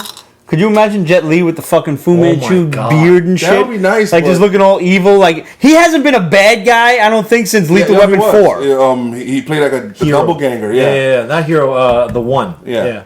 Oh, yeah, that doesn't count. He was still the good guy, though. If you have Jet Li, Sort of. it takes away from the fact that he has these badass rings because you want to see him throw the rings to the side and get all kung fu. That is true. Jackie Chan. But there's gonna have to be, like, some kung fu-iness because he's fighting Shang-Chi. He's gonna have to go toe-to-toe with him. Eventually. And that would be great That's where the because rings Jet come in. Li You fuck him up. literally is at one point the best martial artist in all of Hiroyuki China. Sanada. Who's that? Jet Li. Jet Li? Yeah. Uh-huh. Yeah, because he was the national champion of China. Cool. Yeah, and he still promotes that. I saw him at the New York Stock Exchange. He was helping the National Wushu League to ring the bell. So If Tony Jaa wasn't, like, clearly Thailandian, or however you fucking say, he that could would be totally- perfect. Oh my god! And like he's already got the long hair and everything, He does, and it would bring a new but he's got a hell of a So tan. we're saying the Ip Man. Donnie Yen. Donnie Yen could probably do it. Yeah. And he would have that, like, whole evil Asian guy look with the Gordon beard. Liu. Who? Gordon Liu. Oh. So, Shaolin 36 Master champion. Killer. Still don't know. Kill Bill. He was in Kill Kill Bill. Oh! He was the The one with the black mask, too. Uh-huh. Oh, Pai Mei. Pai Mei. Oh, he was an asshole. If he just plays Pai Mei, Yeah. that'd be perfect. He's probably fucking good. So just What about if you want, like, a young... Yo! While we're... Well, he's the father of a grown man. So While we're casting, what about the young guy that played Storm Shadow in G.I. Joe as Shang-Chi? He's a good martial artist. I don't know his name. He could pull that shit off. or what was the guy that was in Crouching Tiger, Hidden Dragon? Watanabe. No. I don't like that movie, so you're I gonna... don't either. But just It's very checking it pretty. out. He was a huge Hong Kong action film star. Don't know. And What if we get Tony Jaa to play Shang-Chi? Will that fly? Like, that'd be he's kind of like cool from because Thai, you see he's like Thai and Thailand shit? versus China. Yeah, he's not Chinese. He can't do it. Like, will that But it would like great spark some juxtaposition, dark racism versus shit? light, you know. But the dark guy is actually the guy on the light side, so it's interesting. Yeah, that's gonna spark some. So Problems. when I saw Jet Li on the floor of the exchange, it was so funny. He like knew I was watching him, So he'd go to like, Did he like sense you and shit? I don't know. That guy's definitely up there in terms of martial arts because he saw I was looking over his way and I just was like watching. And he went to go pat people in the back. Normally you go like this. He went like this. Because he saw I was like looking at him. And the person behind, didn't see any of that. And I was like, that was so cool. Can you imagine sparring with him? Did that for me. Oh my God. I would just thank him for all the wounds I would get. Oh, yeah. Younger, the Storm Shadow guy is the perfect age for Shang-Chi. I don't know his name, but he's a good martial artist. And he was in some other shit too. He was in... You ever see Red? Yeah. You ever see Red 2? Red 2. Yeah, he's the young guy, the assassin. He's like carved out of soapstone. So he had to get naked, and then he killed the guy with origami. Yeah, no, he's vicious, man. He's good. All right, so we got one last bomb, a far-flung one from the shadow. Wait, let me just see that. When he killed the guy with the origami, it was such a specific nerve hit, because he hit him here on the back of the brainstem above the uvula, where the hell it is. That is so hard. And that's why he was like, it looked like he was bowing to him because everything was like locked up in the Seiza position so he wouldn't fall over. And he looks like, oh, thank you very much. And he left. And he was like, oh no, he's fine. Such a great scene. Anyway, sorry. It's all right. All I know is alligators is honored because of their medulla oblongata. That. One more bomb from the shadow. That was my favorite song in Fight Club, Medulla Oblongata. I got nothing. Picture this, all right? Let me set the scene for you. The Avengers are lost in space after the events of Infinity War. Lee Byung-hun. Or whatever the fuck it's going to be called. That's his name? Yeah. Okay. Yeah, and he's Korean, right? Oh, I can't tell the difference. I'm Anyway, white. I don't he's fucking setting know. something up you want to hear. I honestly can't tell the difference. This is why I just say Asian, because they really don't like when you fuck up which Asian they are. They don't, but they can tell each other apart, though. They can, but I can't. You know how... Like, when I see different Hispanic people, I can't tell you motherfuckers apart. Like, you can. You can, like, smell each other. The look, the smell, too. You'd be surprised. But also the way they speak Spanish. Yeah, that I've heard. That's what they said in Vietnam when they went to... They brought the GIs and they had to start eating Vietnamese food because the Vietnamese could smell the fucking cheeseburgers a mile away after they've ate it because they shit differently. Anyway. I don't know what to do with that statement. That's fucked up. Space. Yeah, Alright, so picture this. The Avengers are lost in space after the events of Infinity War, or whatever the fuck it's going to be called now. Nobody knows where they are. Well, one person does, and he's bringing 3 of his friends to search for them. His name is Reed Richards. Plans for Infinity War have constantly been changing throughout the year as the screenwriters, as usual with the MCU, continue to tinker and polish things. This is just one of the outlines of the potential plot. Lewis is distraught. He's the Spanish guy from Ant-Man. That guy. Yeah. Another guy, yeah. Even so, he still breaks into a smile, the flame of hope still burning inside him. I was at this car show, and my cousin Hector told me about this guy who could help me. I said to him, "Are you sure?" My friend said, "He's lost in space." I said, "Sounds crazy, but my buddy has powers, right? Him and his buddies." And Hector says, Yeah. You guys, he can help me. So here I am. Can you help me? And sitting in front of him is a blonde guy in a blue shirt. Thank God. It's Johnny Storm. Sure, I can help. That's awesome. I got a guy. Oh, if that scene comes to pass. That scene is sexy. The Yes, internet it would is. break in half. Yes, it would. It really would. Yeah. Because finally being done right. And you know what would be awesome is if... Like we said, this is just one potential idea. It could probably come to pass. I would love to see this actually happen. I love that they did the Fantastic Four right. Had Stan in it was his perfect cameo just before he passed away. That would be... I mean, by the time this comes out, You're right. he'll be knocking on 100. So, yeah. That'd be a great, capstone to whatever he's doing. Yep. I want to see a scene. I want to see Stan revealed as the Watcher. Yes. That's all I Yes, want. yes. That would be nice. But what's his wife then? Because his wife was in Apocalypse. Okay, so that doesn't count. Different, yeah. It's not the MCU. I want to see Chris Evans have a scene with whoever plays Johnny Storm and say, "Hey, you look familiar." That's It's it. like, you look bigger than I saw you last time. Shh. Guys, once again, thanks for tuning in. It's been a great show. I'm deciding if I'm going to put this episode up raw dog and just not edit the motherfucker, being that it's Labor Day weekend and I don't feel like laboring over anything. Or I'll just wait until next week. We have one final question for the NYCC 16 contest.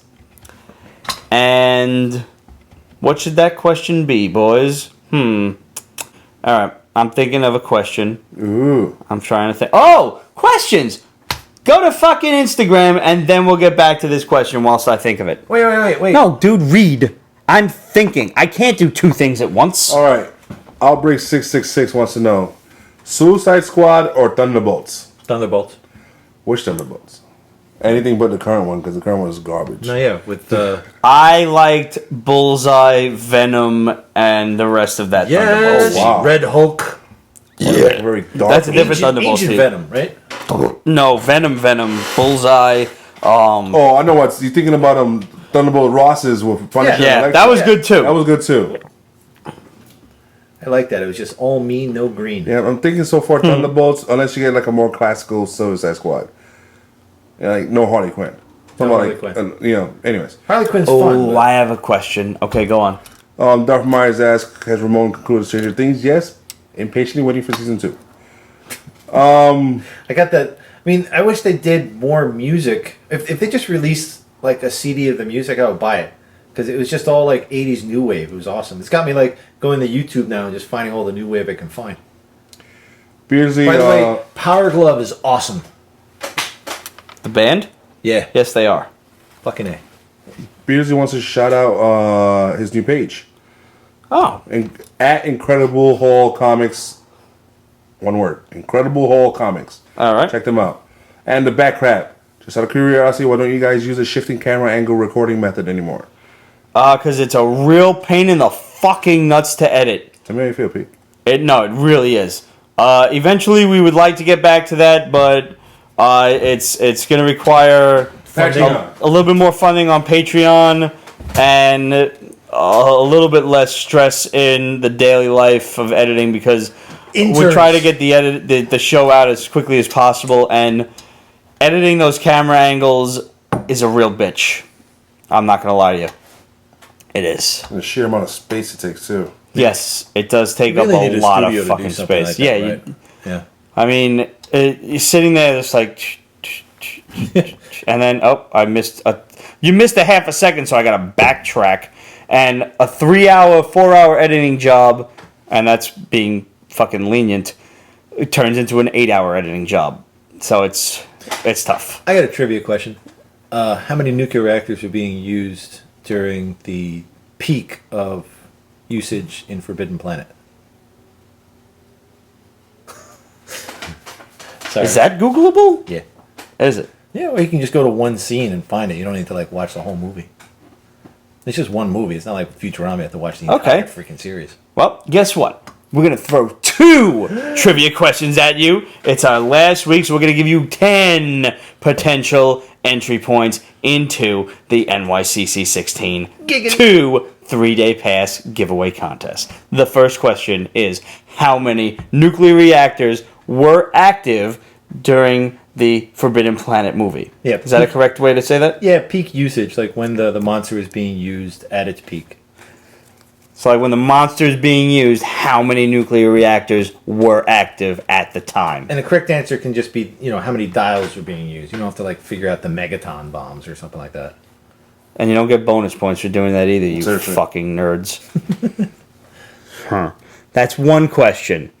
The second question is, being that we were talking about Stan Lee and the Silver Surfer and, Galactus. I'm going to go crazy here. I'm going to go fucking crazy. I'm going to go crazy. Off script.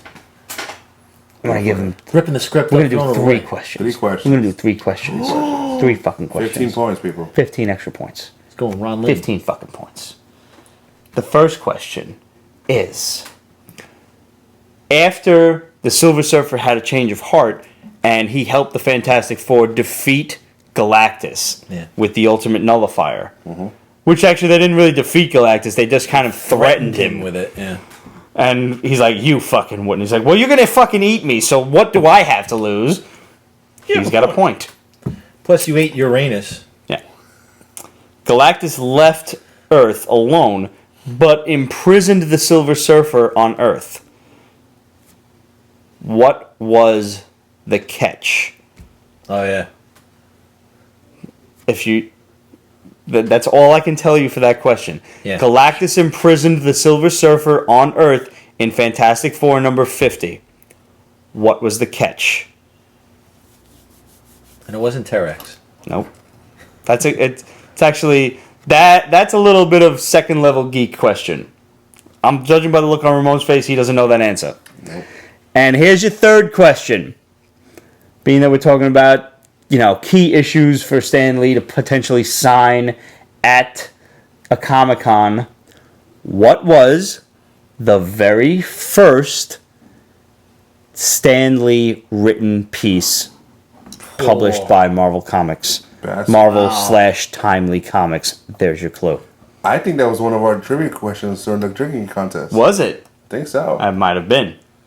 Yeah. What was Stan Lee's very first published written piece from Marvel/Timely Comics? Very first. So there you go, guys. These questions will be up on our Rafflecopter tomorrow on Pete'sBasement.com/NYCC16. You've got 3 questions. How many nuclear reactors were active when the monster was... How many nuclear reactors were at their peak when the monster was attacking? Not the first attack, but the final one. So, that kind of gives you a hint. Final countdown. Galactus imprisoned the Silver Surfer on Earth in Fantastic Four issue 50. Dick move. What was the catch? And finally, what was Stan Lee's very first written piece for Marvel Timely Comics? Guys, I hope you look up the first one by watching the film, because it's a fun film. It's the godfather of all films. Star Trek actually came about because of that film.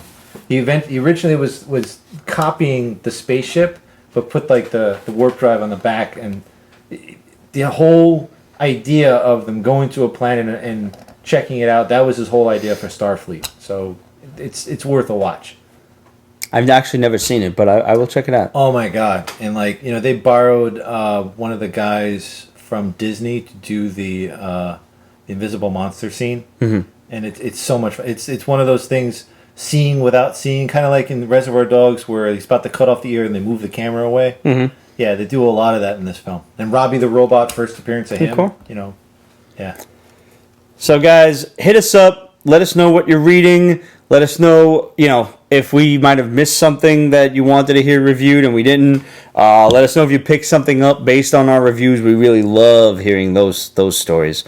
Questions at Pete'sBasement.com, Facebook.com/Pete'sBasement. Follow us on Instagram, Twitter, Tumblr, fucking Google+, Pinterest. We're everywhere. We are everywhere. We are all-knowing, all-seeing, all-powerful. And I want you guys to go and follow our friends. That's Age Art, J.K. Woodward, Amy Monk, 8-Bit Bake Shop, A monk. Rick Sellis, of course. Mm-hmm. Am I missing anybody? Jess. And Jess Machete. She's fucking talented. She is very talented. And if you're in New York and you plan on being here for like 6 months, hit her up and she'll be happy to tattoo you. But, there's a waiting list, so hit her up early. That's how fucking good she is. She's that good. Can she tattoo Welcome She's Aboard really that good. And, you guys on the 270, if the Shadow has not already shared that Haley Cuoco picture with you, we're going to share it for you. So we'll see you guys next week. Good luck on your entries. We will be drawing a winner to the contest, the NYCC contest, on Wednesday the 8th. We will have a special Instagram post telling you who the winner is. So make sure you tune in, because we have to have your name in by then to the Read Pop, otherwise you ain't getting shit. Thursday the 8th. Wednesday the 7th. That's what I said. Wednesday the 7th. 10 commandments. We'll see you guys next week. I've been drinking. Yeah. Pete's Basement is copyright 2015, Ripped Productions and Pete's Basement LLC. All rights reserved, so go fuck yourself.